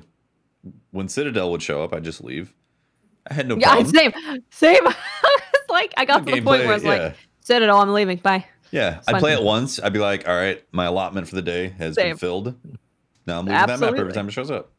But some people love Citadel. Yeah, I like Citadel, and it's a map. So it's a map. Yeah, they desperately need to put more stuff in there. I also bring back some of the best D1 stuff like Asylum. Although Asylum would probably play. I want First Light back. I freaking love First Light. Yeah, me too. Yeah. I really like First Light, especially with control. It's a big map, but the control points they dictate the action, where it goes, what happens. The game is desperately missing big maps, so yeah, be interesting to see. You guys want to do some Twitter questions? All right. Oh, Briar, how dare you ask such a controversial question? Sorry, the balls on the Crocs that Briar's wearing. The Croc balls, how? Those Croc truck. AceDog00 says, Merc, if you and firing range crew were on an airplane and crashed in the mountains, who would be sent for help and who would be eaten first? Oh, Merc's choice? Yeah. No, firing range. Firing range crew. Who's going to be the Briar of firing range? This is where we find out.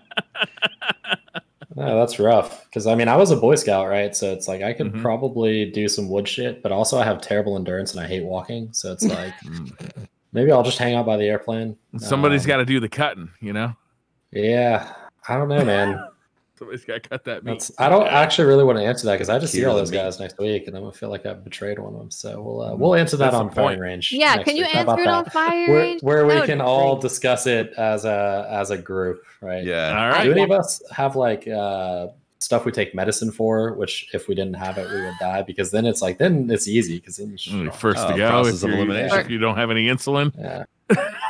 I have glasses, so if my glasses broke, I'd be pretty fucked. But listen, you could also just follow your heart. What if your heart tells you who you eat? Who do you think looks the tastiest? Yeah, that's true. Yeah, that's also valid. Okay.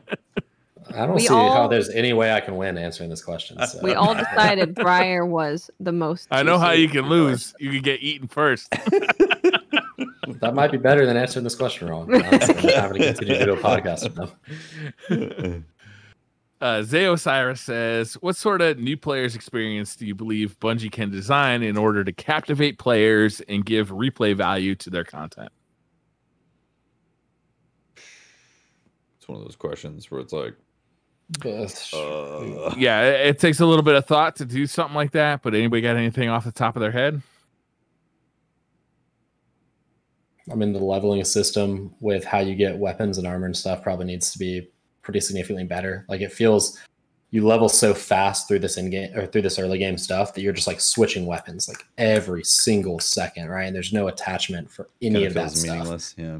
Like you don't care about a single thing. We have this weird thing where it's like our second highest rarity is by far the most common weapon in the game, and you care about nothing until you get to that level. Like I am a big fan of a system where like you get a weapon and it goes up in rarity as you use it and you like put experience into it and then it like increases and gets more perk slots. Like I think that's a much more fun system for players, because you could like get a blue auto rifle and use it a bunch and make it into a legendary, and you know, it unlocks another perk or something like that. I don't know, but all I know is that right now the new player experience for me, having gone back and starting a new character, was like, holy shit, how fast can I get through this and be done and like get to the parts of the game that matter?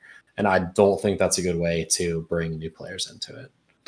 No, and it's interesting. A lot of games have the opposite problem, where it's like it's fun leveling up initially, and then there's nothing to do afterwards, or if it's like just a kind of an empty loop to go through. Like I think Division 1 was very close to that. It was like, oh, this is really cool to level up, and then you hit the end, it was like, that's exactly what happened to me. I was like, wait, what do I do now? Yeah, you know, like Bungie. I was addicted initially. Yeah, yeah. There needs to be a way to kind of bring players into the game without them doing a single little bit of the game and then being like, hey, you want to raid, you want to do strikes, you want to do gaming, you want to do PvP, you want to go explore, what do you want to do? They just throw everything at you and they're like, just do whatever you want. It would be nice if there was even just a little bit more story for them to go through, and then as they're going through the story, onboarding process for a brand new player. Like what did they start with? Everything. Yeah, that's it. It's Cosmodromes and everything, right? Yeah, and I mean, you do a strike too. You do a Cosmodrome, and you do some patrols and shit, and you explore the Cosmodrome, and then you do a strike. Is the Red War story stuff? No, that's gone. That's gone. It's just gone. Yeah. Which sucks, because that was actually a good campaign. Yeah, so. It was a good campaign, and it got you mostly leveled up. Briar, think about this. Here's what happens. You go to the Cosmodrome, you wake up, you do the mission, then, like you said, like a strike or something, right? And then you get presented with the director, right?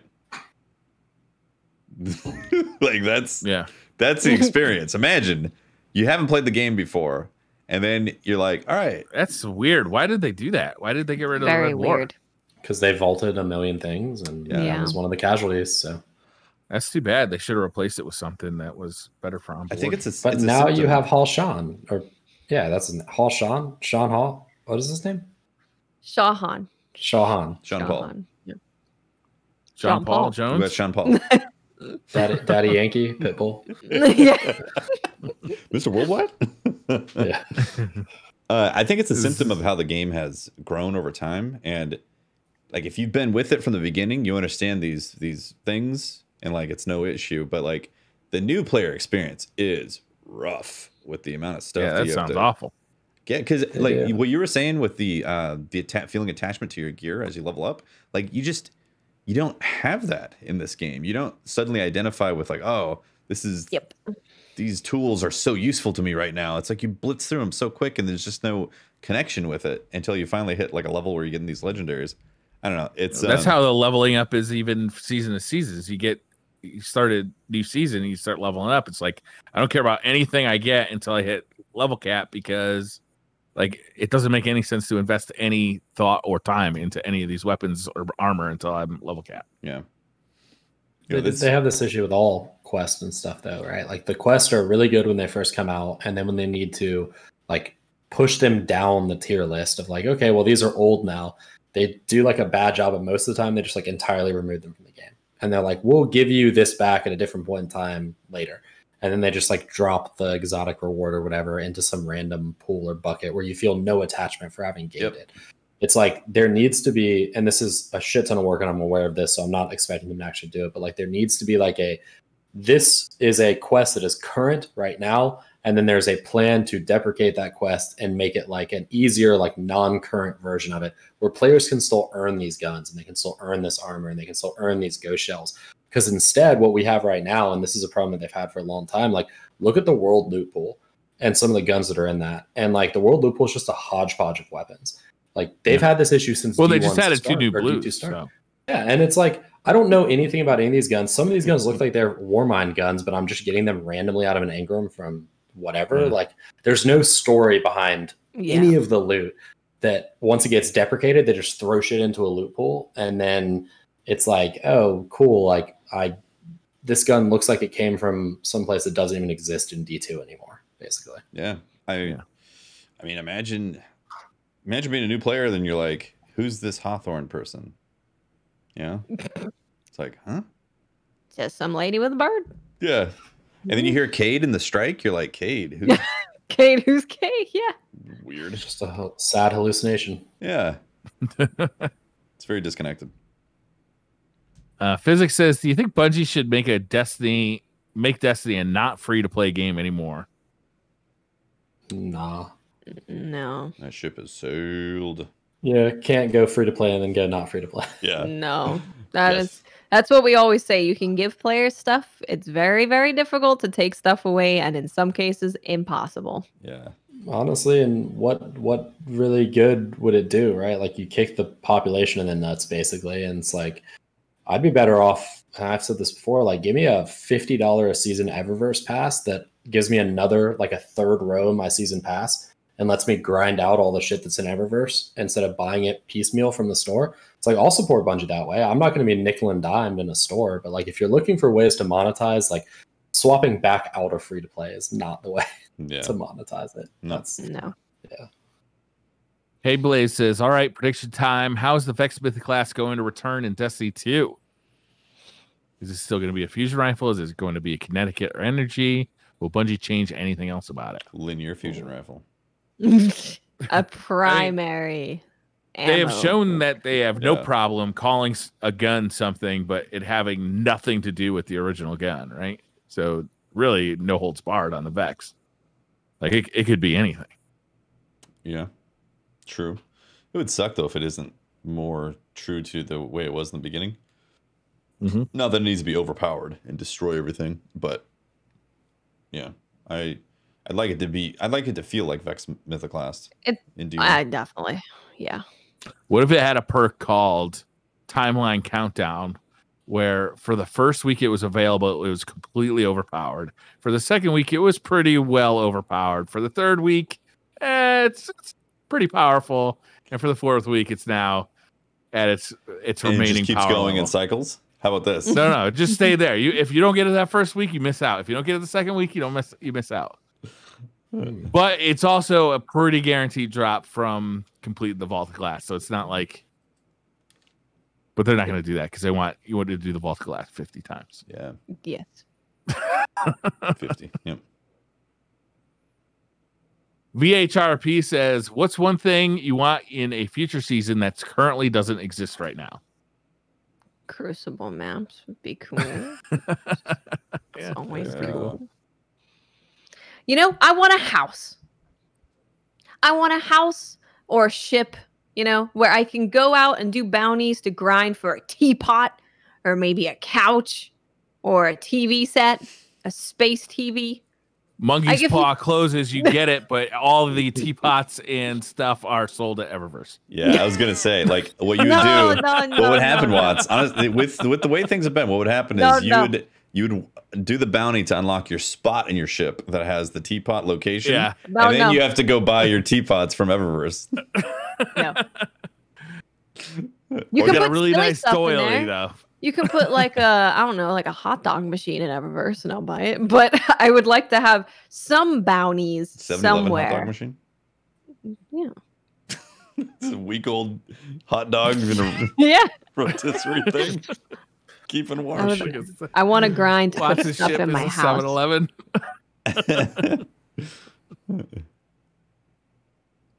To me, Destiny's got to evolve and change in some pretty significant ways, because right now it just feels like I'm doing the same stuff I've been doing for a very long time, and it's not truly that interesting.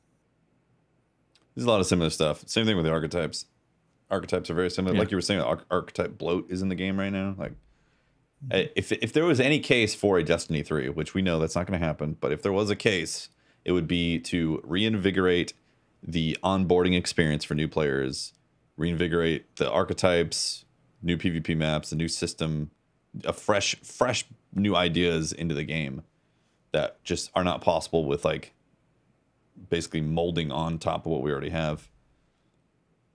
I need new archetypes that feel different. You know, I need like new types of weapons that feel different. I need new enemies that I have to learn how to kill correctly. I want new places to explore, new worlds to explore. Legendary trace rifles. I'll take it. Yeah. Daniel says, hello again, fellow hunters. You have a time machine and one Post-it note. What do you write on it before you stick it on the wall outside Bungie HQ the day before Destiny 2 releases? Wow. These are the winning lottery numbers for this date. Please give it to Merc when he comes to work with you guys. There you go. Nailed it. Yeah. I like that. Ooh, yeah, that's the canonical answer right there. Yeah. Osiris Gaming says, do you believe that Destiny has reached its peak in terms of content, storytelling, desirable loot? And if so, where do you see things going from here? No, I don't think it's reached its peak. The storytelling's gotten better the last year straight. Yep. And I mean, they seem to be figuring out some stuff as far as loot goes. Like the exotics have been pretty neat recently. Like all the exotic weapons have been a lot of fun. Yeah. So I think ever since Forsaken, some stuff. Ever since Forsaken, a lot of the majority of the exotic weapons have been knocking it out of the park. You know? I think there's a lot of stories that they can still tell. And just like you said, the storytelling has only gotten better in Destiny. It's just, if you want to go and replay stuff that you have fond memories of, it's not like in Halo, you can go and load up those campaigns and replay them again on harder difficulties or something. Like that essence of Destiny doesn't exist. You know, it's like, this happens this time. Once that season's gone, that stuff is going away now. So it has, I don't know, it has a different feel. Damco says, now that we have armor synthesis, the next step is to be able to change our appearance. What do you want besides big beards? So big like boobs. A barber. Big boobs. I wouldn't mind big beards. I would big get boobs, nothing big done butts, if I had a set of boobs. Big beards. And long hair. Yeah, there's a distinct lack of long hair, right? I know long hair is hard. Like in a lot of Japanese games, they'll tend to allow you to have long hair, but it clips the heck out of everything you wear. But you're just like, yeah, it's clipping, but the hair's long and it looks cool. Yeah. I don't care about no clipping. One's complaining. It's okay if the beard's clipping. And when you out put of the on a helmet, you can't see it anyway. No, let me take my helmet off. I want it to clip through the helmet. Yeah.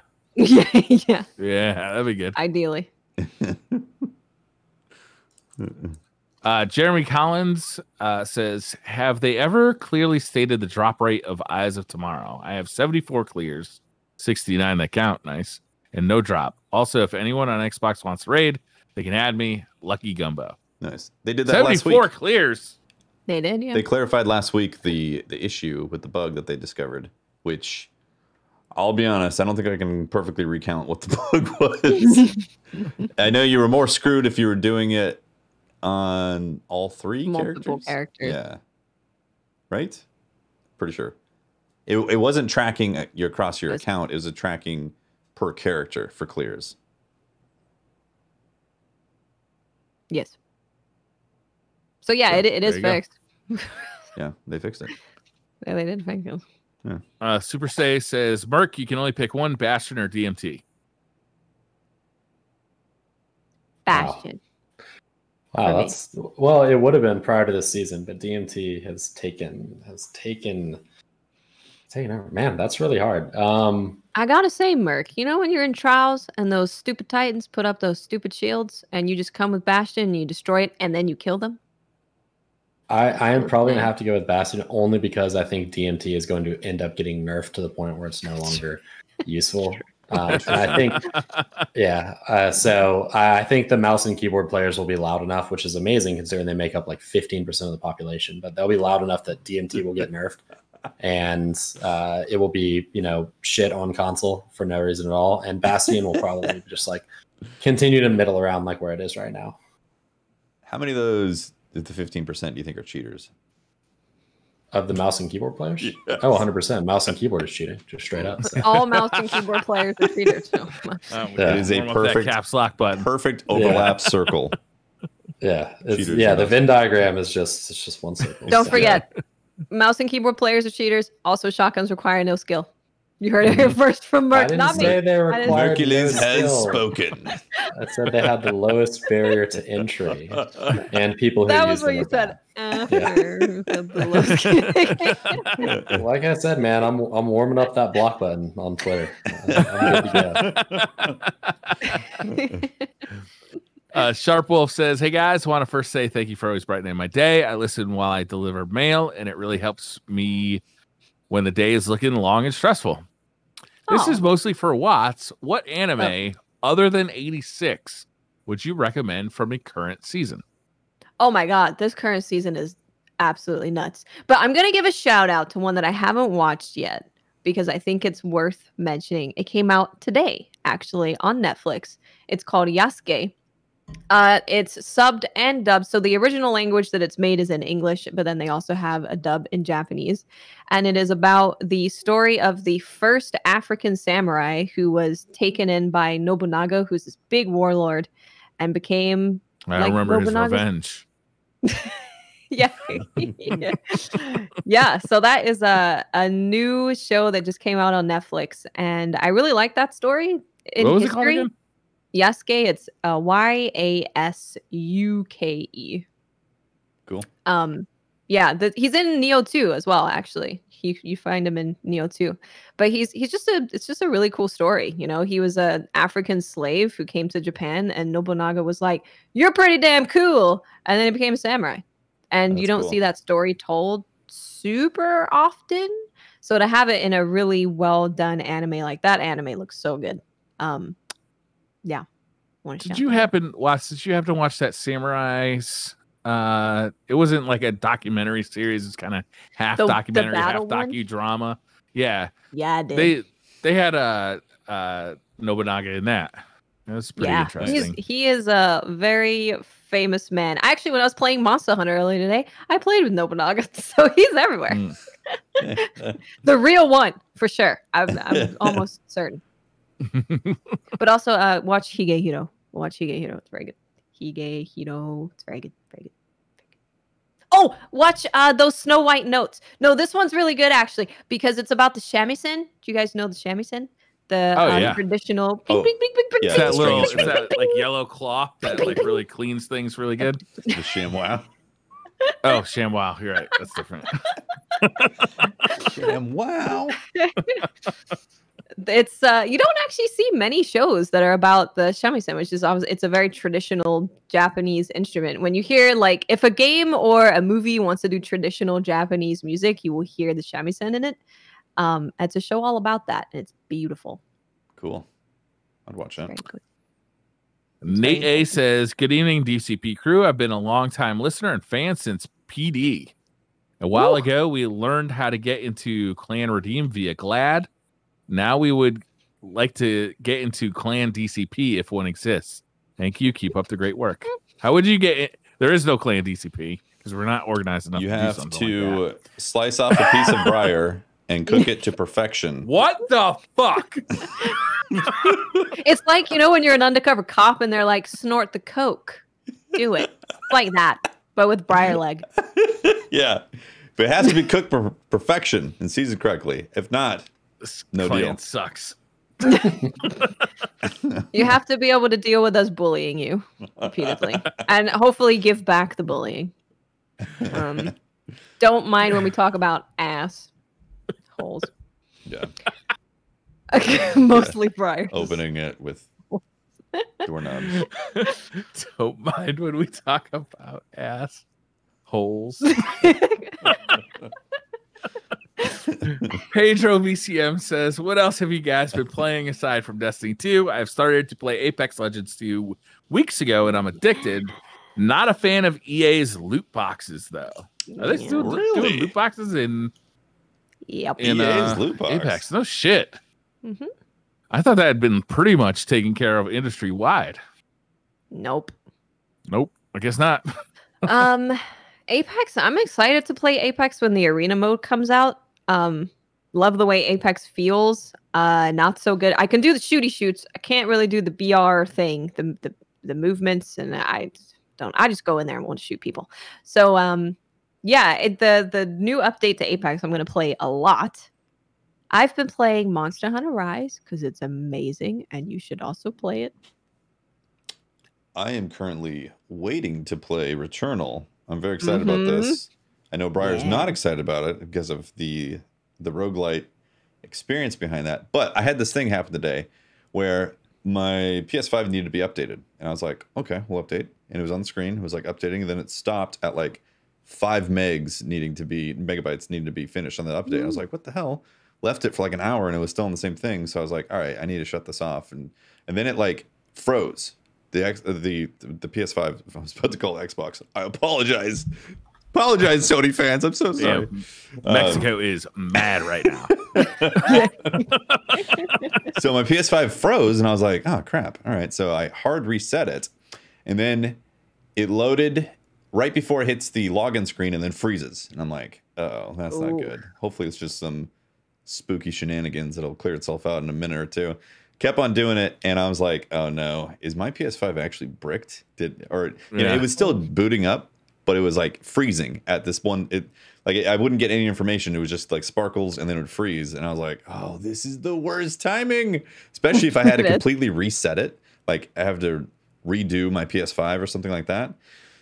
Yeah. So luckily I was able to go into safe mode, do the update via safe mode, which was a new experience because I hadn't seen that before. So you can, for anybody listening, you can actually boot it into safe mode and then do the updates via safe mode, which is low level type of stuff on there for how it installs. And it fixed it. Thank goodness. My PS5 is not bricked. Good. Damn, that is so scary. Especially with how scarce they are. Like even if you send it back, they'll be like, "No, we don't have any to send you. Sorry." Yeah. See you in 3 months. And I could have brought it back to Best Buy because I've got the plan. Yep. Yeah, but they don't have any stock to give you. God, no. Yeah, they're not going to be able to replace it. Yeah. Nope. So, I'm excited to play Returnal. Yeah, I'm very excited for Returnal. Hey, Briar, if it helps, Skill Up said that it doesn't do the roguelike part very well, but everything else is great. So maybe you won't even realize that it's a roguelike. I love Skill Up. I like it. I think his reviews are some of the most entertaining, and I really respect his opinions, but I don't share a lot of his opinions. Like a lot of times he'll be like, this game is amazing, and I'll play it and be like, it's not for me. Not that I don't think that, a game could be amazing and I don't like it. Like those two things could be true at the same time. Yeah. But other times he'll be like, this game sucks. And I'll be like, I'm having a ball with it. Like Godfall. Yeah, I like Godfall as well. He hated it. Paul hated it. Yeah. Paul dunked on Godfall the whole time. Hilariously, frankly. Yeah, it was the most dunking I've ever seen him do, and I was like, "I'm having fun." Everything you say is correct. Yeah, I'm still having fun. Exactly. I can't explain that. I think that's what makes us Destiny 1 players, frankly. Despite the reviews, we were still having fun. Yeah, that is true. Hoffman Lens says the upcoming arenas in Apex look very cool and have me hyped for their new season. What do you think Bungie can bring to Destiny to reinvigorate the PvP community's excitement? It's hard. Like it's interesting with the Apex arena because they definitely have it's kind of a love child of like Titanfall, Trials, and CS:GO. And I think I've even spoken to some people at Respawn who are like, describing it as Trials is kind of a good way to explain it. So it's interesting that Trials was such a unique gameplay experience when it came out. God damn it. Do you remember in Halo when Bungie would take kind of like users would use that editing tool to like make cool game modes? Yeah. And then Bungie would kind of pick and choose some of the fun ones and make them like official game modes. I wish we could have something like that. Well, they did that with the maps like all the time. Yeah. They had community-driven maps, and then some of them would get put into the official playlist, and that was amazing. Yeah. Yeah, I don't see how you can look at Arena as not like a shot directly across the bow of like people who enjoy Trials but hate Trials. Like, come play this. Seems to be like everything from the round-based system, from the 3v3, like the whole thing seems like it is Trials in Apex, and then they're also doing the purchasing thing, which actually is the part I'm least excited about. Like, I don't like that whole CS purchasing thing. Like, I just want to like load into a game with a gun and like go find more guns and kill. You don't want to micromanage your loadout. No, that shit's just annoying as heck to me. So it's like, I don't even want to deal with that, but I'm still going to play it because it looks like a ton of fun. It looks like a better version of Trials. And with their anti-peaking. I saw it. Wow. Yeah. Isn't that crazy? It's crazy. Invisible. You can totally see that when Trials came out, I could absolutely see that they just didn't think that this was going to become a huge issue. But now that, because it is such a huge issue with Destiny, and Respawn are avoiding that issue right out of the gate. A lot of people there must have played Trials and hated it, and so they're like, "Hey, how could we make this fun?" I mean, what do you need to do to reinvigorate like PvP? Players literally redo almost all of PvP at this point in time. Like, our ranked mode sucks. We don't have enough game modes. Trials sucks. We don't have enough rewards. Like, literally almost we don't have enough maps. I mean, it's crazy. I could go on for like hours and hours, but I like the idea that you had earlier with the 9v9 and the more cap points on a larger map. That sounds really fun. There's a lot of small things they could do that would add up to being what they actually need to do, which is they need to have a season of Crucible, and they need to put concerted development effort into fixing PvP, because right now, like, I don't feel like they're doing anything. I don't know. PvP. To be totally honest, especially with stasis being the way it is, and I'm personally someone who likes stasis, right? But I understand why people don't. I think PvP is closing in on being in the worst state it's probably ever been in. And with dumpster fire? Just quality? Yeah. Like, it's just it doesn't even feel like it's a dumpster fire. It feels like it's a dumpster fire that went out like 2 hours ago. I was gonna say the fire has dissipated. It was a dumpster fire when people were playing it and hated it, and now it's a dumpster fire that went out because everybody's done and they're doing other stuff, and like the population is crushed. And I don't know that the new season, without new maps and without new game types and without a Trials refresh, like, I don't know that the new season's gonna do it. So yeah, it's pretty rough. Especially, I mean, the biggest indicator is the engagement from the developers, from Bungie, over what, like, the messaging and how much updates. You know, we see tuning and we see some stuff happening with Trials, but by and large, it feels kind of like an afterthought when it comes to the Crucible experience. Do you think this could bite them in the ass with their next project, which is going to be a PvP game? Right? That's probably where everyone at Bungie is working on. That's probably why they're not doing shit with Destiny PvP.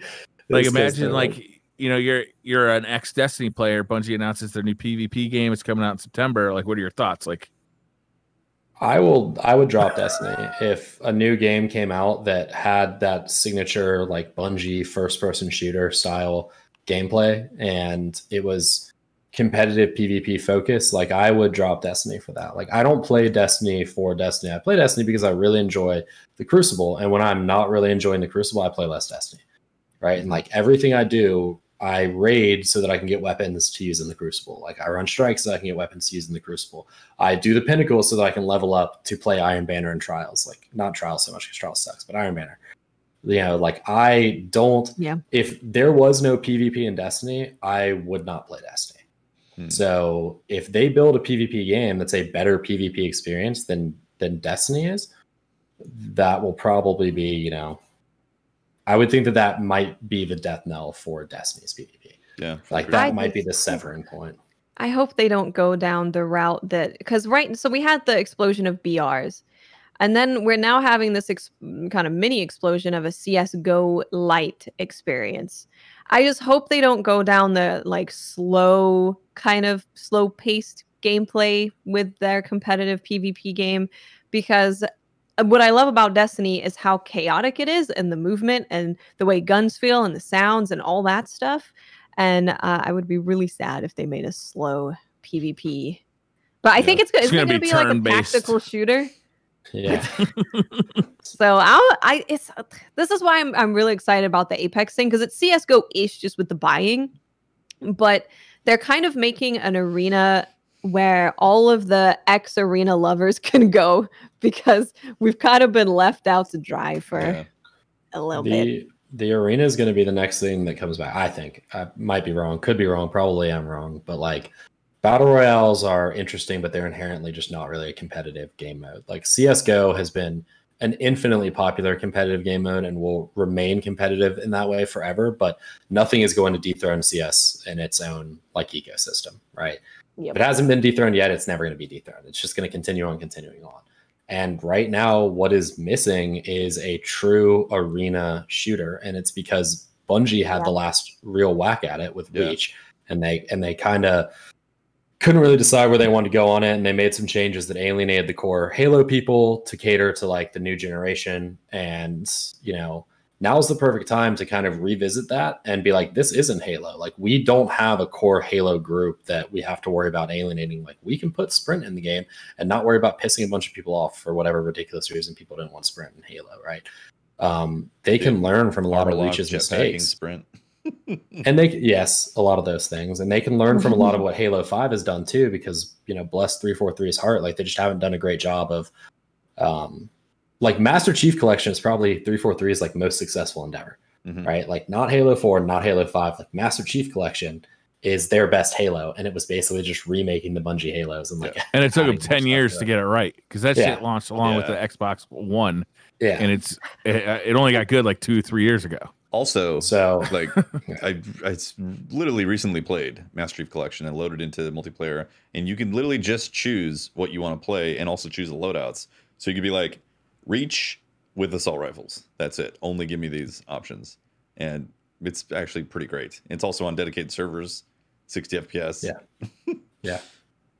I'm saying, like, there's room for a version of, like, say a version of Halo Reach with jetpacks and thruster packs or whatever, some of these new modern things that enable a faster mobility style and like more mobility options, because that's where shooters have gone, which is funny because they've kind of come full circle, right? Yeah, because, like, what was Quake back in the day? It was like super high mobility, like crazy hip fire, like that. I think is Twitch, going to be the next arena shooter that comes back, is going to be an arena shooter that has that high mobility style, like fast pace, because I don't think anything else can survive right now. Like, I don't think Halo 3 could survive in a competitive environment with Valorant, Overwatch, CSGO, even Siege, as tactical as it is. Like, that's the only way you can play like a slow-paced game, is if you make it like Siege, which they've done amazingly well. Like, I'm constantly surprised that game is still doing as well as it is. So, for a game that really had a slow start too. I mean, Siege, boy, that was a come from behind story. Breezes Christ says, if Briar Rabbit doesn't play Destiny anymore and doesn't want to be eaten, what purpose does he serve on the podcast? It's a damn good question, Breezes. Emergency meal. Emergency food. He's Paimon. He's literally Paimon. I believe, Breezes, that there will be a time when I do want to play more Destiny, and I'm waiting for that time to come. Destiny is a cyclical game. Like, there have been times when I've been 100% on board with Destiny, and there's times when I didn't play any Destiny. I remember the end of Destiny 1's lifespan, the last year of Destiny 1, I played maybe 100 hours for the entire year because there was very little new content. We were just waiting for Destiny 2. Yeah. And I feel like I'm in that spot now. They're not making a whole lot of content that really is interesting to me other than the big yearly drops. And I'm hoping that, some of that will change. We'll see. I really do like doing Twitter questions, though. Plus, how else are you going to get good at Street Fighter if you're only playing Destiny? Right?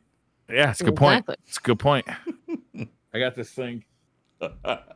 It's layer shift Odin. It's 3 buttons that go in the place of a joystick on your joystick. Oops. Okay. And having some fun with that. Has that cool. got you to solid silver? No. There's got to be some serious get good action to get me there.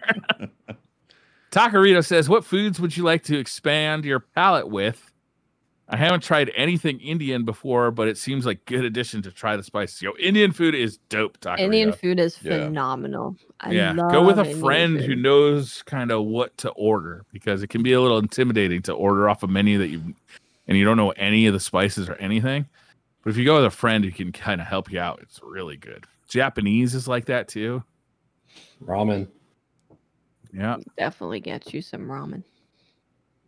What food, though? I feel like there's a lot of South Pacific foods that I'm just not at all familiar with, but every time I hear about one, I'm like, oh man, that sounds good. But I've never run into one in the wild. So I think that'd be a good palate expander for me.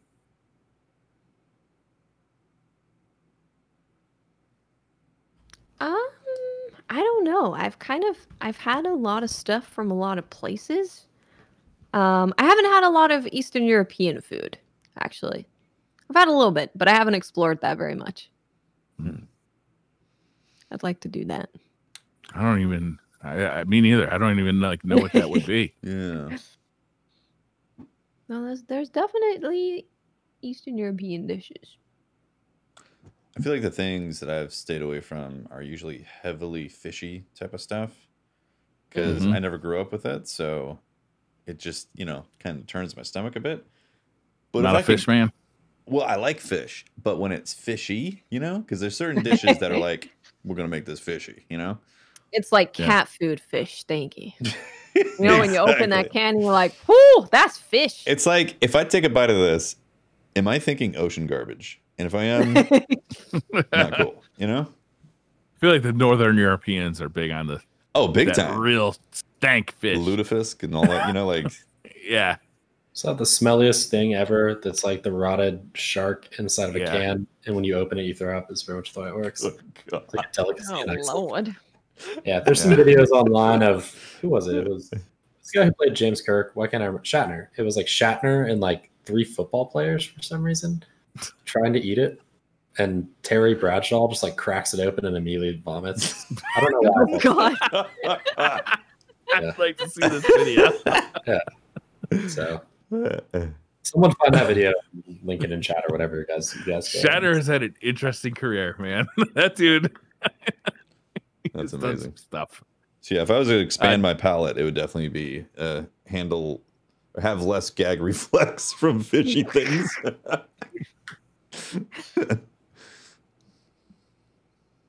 Dreadnought says, you've been kidnapped. 30 minutes later, your kidnapper dumps you on the street because you won't stop talking about what? Destiny Sandbox. Eating Briar Rabbit. Oh, man. Maybe that might be the play. You get kidnapped and you're like, oh man, now I'm gonna miss my hearty meal of human bones. Oh no. Yeah. And then they'll be like, wow, this motherfudger's crazy, and then they'll leave you alone. That's what I'm gonna do. I feel like you just keep showing pictures of your kids and you're out of there in like 15 minutes flat. Like, hey, I know we just met, but you want to see some pictures of my kids? I do the same with cats. That could work. Hey, you want to see my cat? Oh man, that's probably like double. Although everybody likes pictures of cats. Nobody likes pictures of your kids. Here's the thing: newborn parents. Nobody thinks your baby is as cute as you do. Your baby is cute, I'm sure, to you, but nobody else gives a fuck. Nobody else cares. Unless you went to vacation on the moon, nobody wants to see your vacation pictures either. Sorry. Unless there's like a cute dog or a cute cat in some strange like situation that they normally wouldn't do.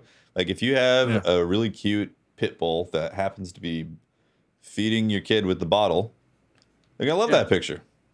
Yeah, I'm gonna love that picture, but not like your picture of your kid fart. Like I've seen it. Now you put your cat on a Roomba. I want to see that. I want to see that Roomba kitty, dude. That is a viral hit right there. Does that work? I mean, if you set the baby on the Roomba and you let the Roomba go, I mean, you're gonna have a bunch of people calling Child Protective Service. You're probably gonna go to jail. Child Protective Service, Only if you show the wrong people the picture. That's true. Roombas don't get on stairs or anything. If it goes into the couch, the baby will roll off. It'll be fine. That's the problem. The Roomba stops, but the baby don't. No, I have a one-story house. So I'll be fine. William James Corwin says, bread turns into toast when toasted, so wouldn't a toasted bagel just be called toast too? No, because toast is bread. No, it'd be bagel is still a bagel. It'd be bageled. Toast, toasted, bagel, bageled. I feel like you nailed it when you said toast and bagel. I don't know why you're trying to complicate this, William. Billy? Billiam? Veritas Otis 52 says, we know that Eric's villain name is Fleshbeard. What are the rest of your villain names? What's Mercules' we should give villain each name? other. villain names. I mean, it's like the professor. It's kind of a villain. Yeah. Yeah, I think Merc would be the professor, or like the mathematician. You know, the mathy murky maths. I don't think any of those are good villain names. Murky math. We'll villain name. Yeah, I don't think those are great. I would not be intimidated if someone were to tell me they were called the professor or the mathematician. Professor. It's like the smart. They're gonna be like sounds hella scary. Like the lowest tier of Batman villain. Like no, they're the highest tier. Yeah, because they're smart. The lowest tiers are like the big dumb fucking musclehead guys. Okay, well those guys aren't named, so. Bane was that. Bane was not a low tier though. Bane's a badass, villain name. He was big musclehead. No, Bane was way smarter than that. He was born. He just had the gas. He was a really smart dude on roids. So that happens all the time. Look, I didn't wear a tank top to this recording to be called the professor. But that's the thing. You're called the professor, and you show up as a tank. And you got two alligators because you're from Florida. Threat. Yeah, you got alligator, homie. You call in an alligator strike, and you're in a tank top, and you're the professor. Come on, you're gonna be terrifying. They're gonna be like this is a lot of mixed messages from. You have like alligators like nunchucks. Yeah. I actually don't like alligators. I live in Florida, and how dare you? Oh Lord! Well, once you become an arch villain, you got to get comfortable with things that were previously a little weird. That would make me like Batman. I'm no longer scared of gators, and I become Gator Man or something like that. Gator Man, there it is, perfect. Ship it. Oh, that sounds like a Netflix series I'm waiting to see. Yeah. Somehow even worse. Gator Man. I'm so happy that we figured this out. This is great. I could be better. Gator Man, starring friendly. Mercules. Officer friendly. I just wear all like alligator skin suit and alligator skin. Oh, I love it. That top to bottom, badass. See that's pretty intimidating. You see boots. the guy that like you kind of think of the snake oil salesman, but he's wearing all alligator. He's got an alligator hat. He's got an alligator boots. Yeah. He walks in and he's like, "I'll cut you a deal." Yeah, you got a cane too. Wow, that's an spooky. alligator like stovepipe hat though, not like a cowboy hat. Yeah. You also have a cane with an alligator mold. Yeah. I'm really like the rest. Yeah. I'm not super comfortable in like dress up clothes, which is why I wear a tank top like 90% of the time. So what about an alligator tank top?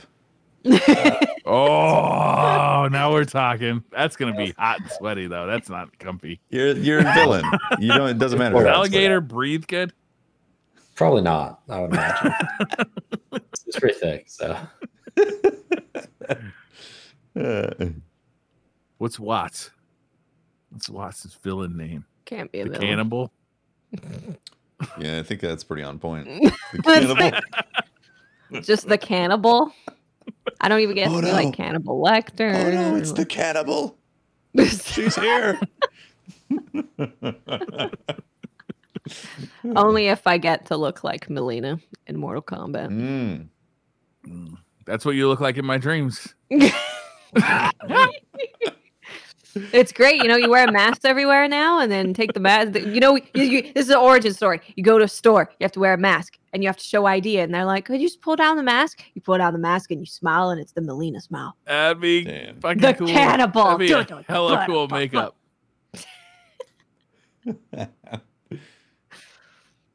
Briar is the drumstick. Next question. Drumstick. We did the flying question the other week. Two-parter this time. Dream scuba dive location and best underwater encounter. Where would you guys like to go scuba diving?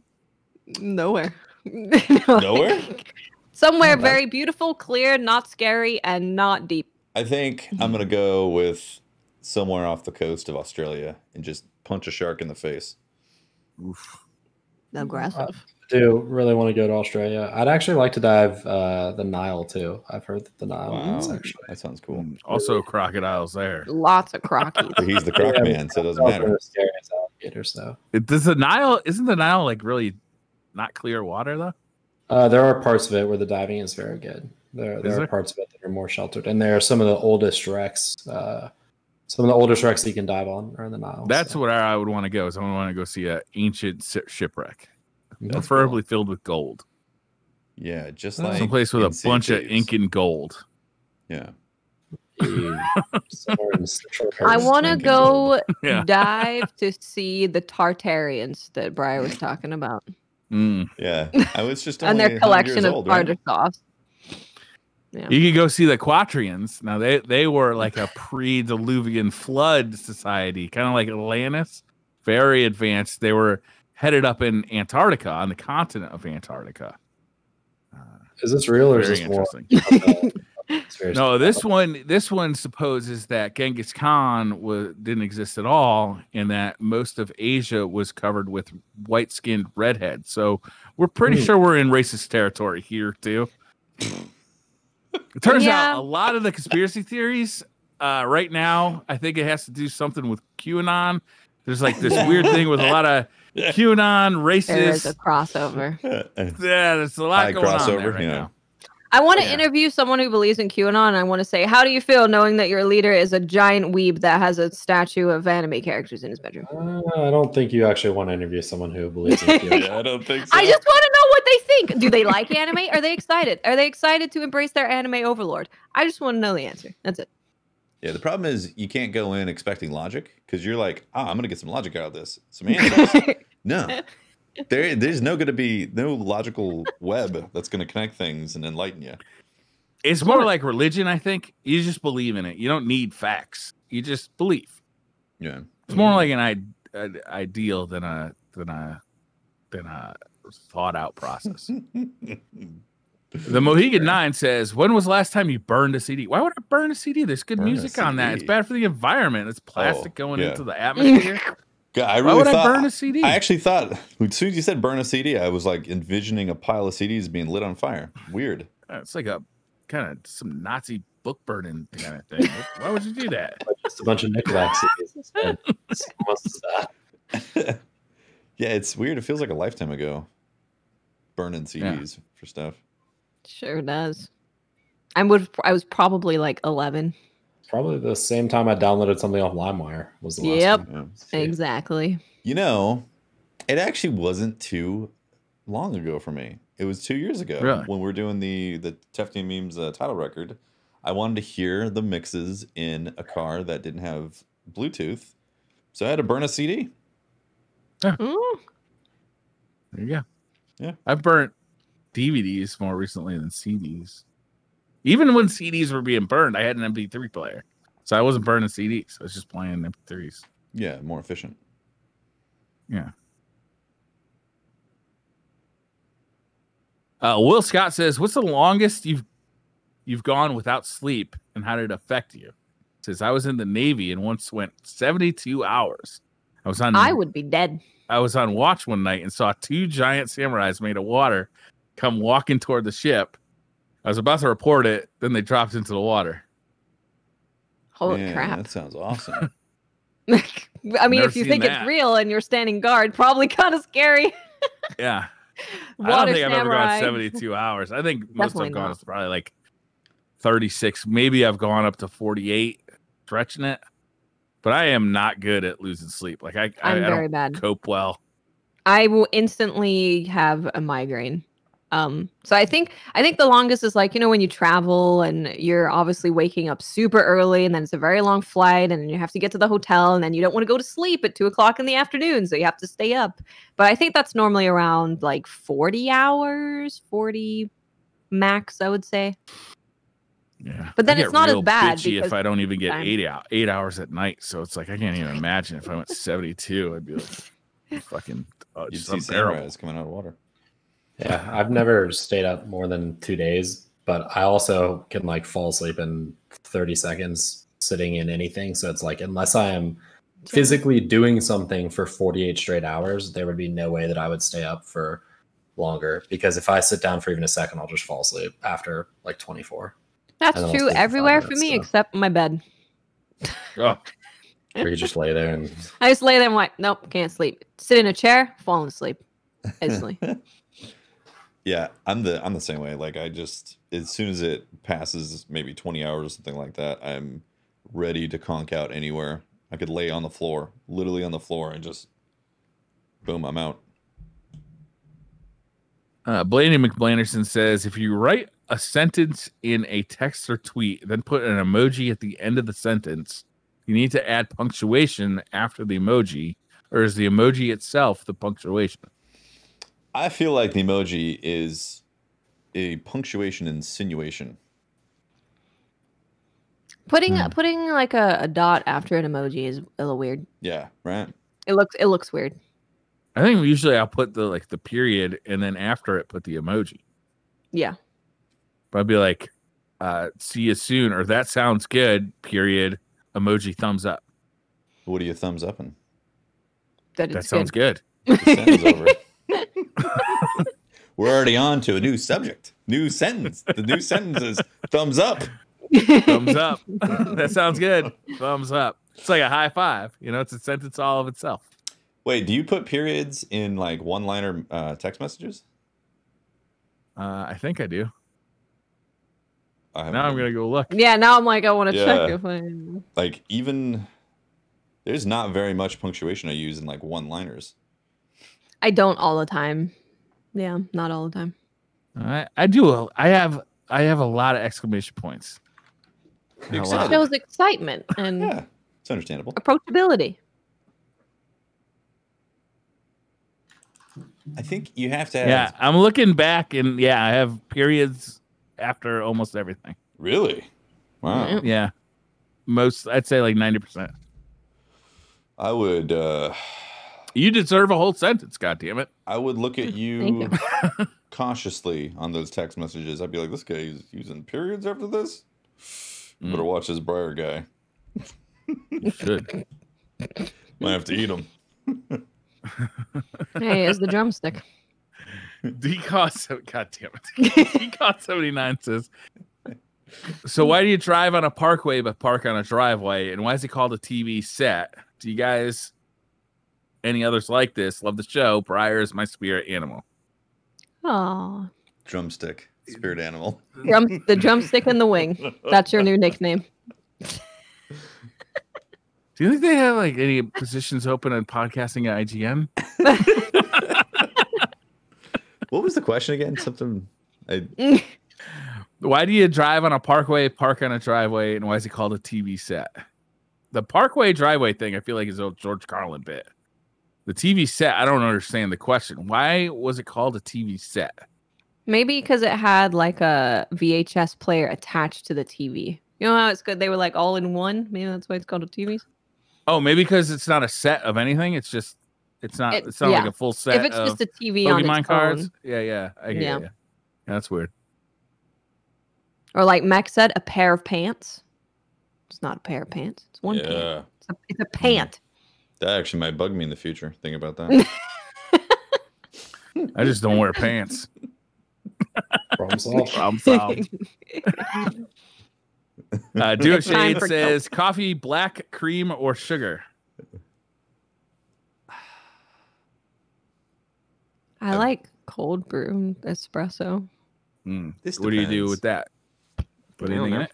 I don't know. Just I buy it. Is it black? No. It's normally got some kind of cream in it. Cream? Yeah, it depends. I don't actually like coffee, so I do. No, I'll do espresso with and like some sort of drink that's mixed, like a latte or something. But I don't like coffee with like cream or coffee with sugar or anything like that. So some days I'm all about just espresso. Some days I like the drip coffee. The thing that I don't like is weak drip coffee. That bugs the hell out of me. You know? Yeah. I want to like taste the oil of the coffee when I'm drinking it. It's got to be a rich flavor. But some days I like cream in there. Other days I like it black. I never do sugar though. I don't want like a sugar. Yeah, I never do sugar either. Yeah, I don't do sugar. I don't even like when my wife gets a sugar drink and I have to hand it to her, like when we go through the drive-thru, because it's always sticky and it gets on my hands. I don't like sugar because it's sticky. It's not even the taste of it so much. Although bad coffee, if you give me bad coffee and I just need to drink it, I'll put sugar in it. Yeah, I'm out. Bad at coffee. that point. I'm like, no, not even gonna drink it. I don't use caffeine, cream though. either. I use milk because cream like leaves an oil slick on my tongue that I don't really enjoy. Interesting. Yeah. I've officially quit caffeine though, and I feel way better. Before I was Nobody likes a quitter.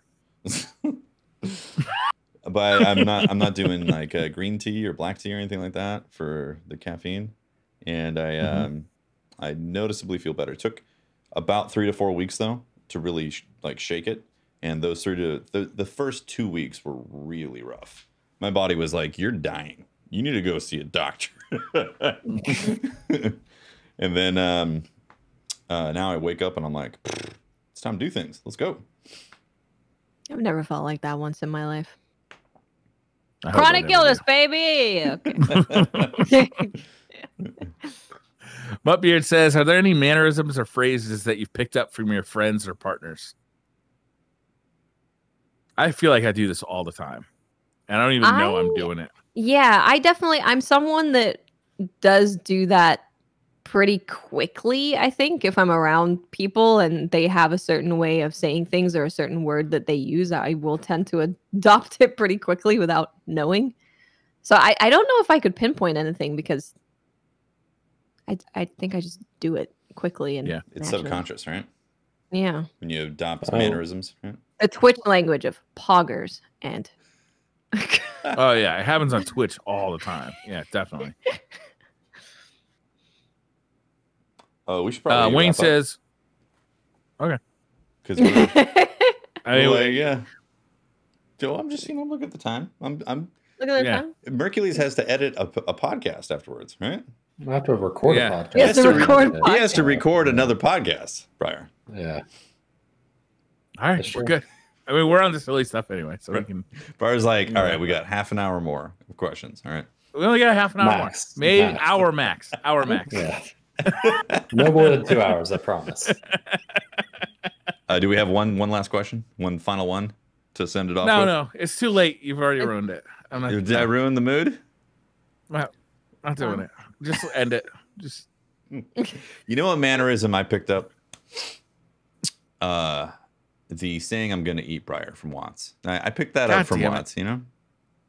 Was that even my fault? I don't even know if it originated with me. I just like perpetuating it. I am just blaming it on you, okay? It might have been me. It probably was. I think it was a collective group effort, but I think it's funnier saying that you're the actual cannibal. It probably was me.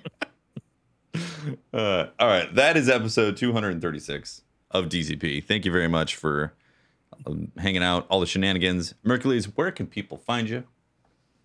You can find me on the Destiny Massive Breakdowns podcast, which is on pretty much everywhere you find podcasts. On that same channel is the Star Wars Beneath Twin Suns podcast, which hopefully will be bi-weekly or monthly, depending on how often I can do. Because I'm on now 4 podcasts, so it's like, if we count me being on this one, which has been monthly now, on a monthly cadence that I've been hopping on. So this Firing Range podcast, Massive Breakdowns podcast, Beneath Twin Suns podcast. Turns out I do a lot of podcasting for someone who is not a content creator. I feel like for an actual job. Got a busy schedule, man.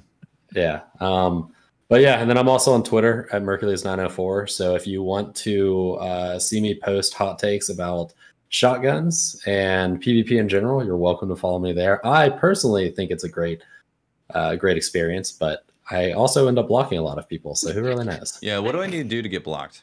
What's the step 1? You should come in and tell me that because I use Bastion, I am no skill, I don't know what I'm talking about, and that Destiny is worse because at one point in time I worked on it as a contract. That would be a good one. Okay, we'll do. Those are all things that I have blocked someone. Not only is Destiny worse, but I feel like the entire world is worse. No, someone told me that I was the person who designed Bastion, and that's why I defended so hard. And I was like, oh, wow. I wish I could take credit for that. I would have made it way In fairness, it is your middle name, Mercules Bastion 904. Actually, Bastion should be my supervillain name while we're talking. It would be. That would be a great one. Yeah, absolutely. Yeah, so there we go. Glad we figured that out. Yeah. Me too. It was actually really bothering me. I was pretty sure I was going to have nightmares about tonight. So. Like, I'm not no alligator skin. I'm not a professor or an alligator. God damn it. Just because I'm in Florida, I don't want to be associated with Florida. Come on. Yeah. All I do is live here, guys. Well, thank you very much for being on the show again, man. Always great to have the perspective on the Sandbox is unique. So we really appreciate that. How did we not go with Florida Man for a supervillain name? I think I will move out of Florida before I will be referred to as Florida Man. Watts, where can people find you? You can find me on Twitter, Twitch, and YouTube. Just look for Mr. 5000 Watts. I'm going to be playing Returnal tomorrow. I'm going to be streaming that as early as I can physically wake up. And of course, more Monster Hunter, because it's great. And Destiny, of course. Cool. Briar. I'm Briar Rabbit. You can find me on Twitter at the Briar Rabbit. We're usually having some kind of dumb stuff happen, so follow me over there. Cool. Any peel out stories on the Mustang? No, I'm still in the breakout period, so I can't really do anything fun Babying yet. it. Yeah. Just trying to, baby it. You know, I played Monster Hunter with T-Rex yesterday, and he was telling me all about the cart situation. The cart? That you're a bad person when it comes to the shopping cart. See, T-Rex just has a small mind. He thinks he's doing good for like good people, but he doesn't realize how many jobs he's taking away from the economy. He doesn't realize like the damage he's doing by returning the cart. And I'm Tefty Teft. You can talk to me at Teft on Twitter. I will also be playing Returnal. I'm looking forward to that game, and I'm going to be streaming it as well. So sometime tomorrow, I'm going to be dipping my toes directly into Returnal. Shout out to our Patreon members for DCP and also our Twitch subs as well. Thanks for supporting the podcast, and you guys are awesome. Thanks for hanging out. And we'll see you again for another show. There's going to be another podcast in the future. Fingers crossed. Fingers crossed, guys. There's another one in the future, all right? Thanks, everybody. Bye. Later.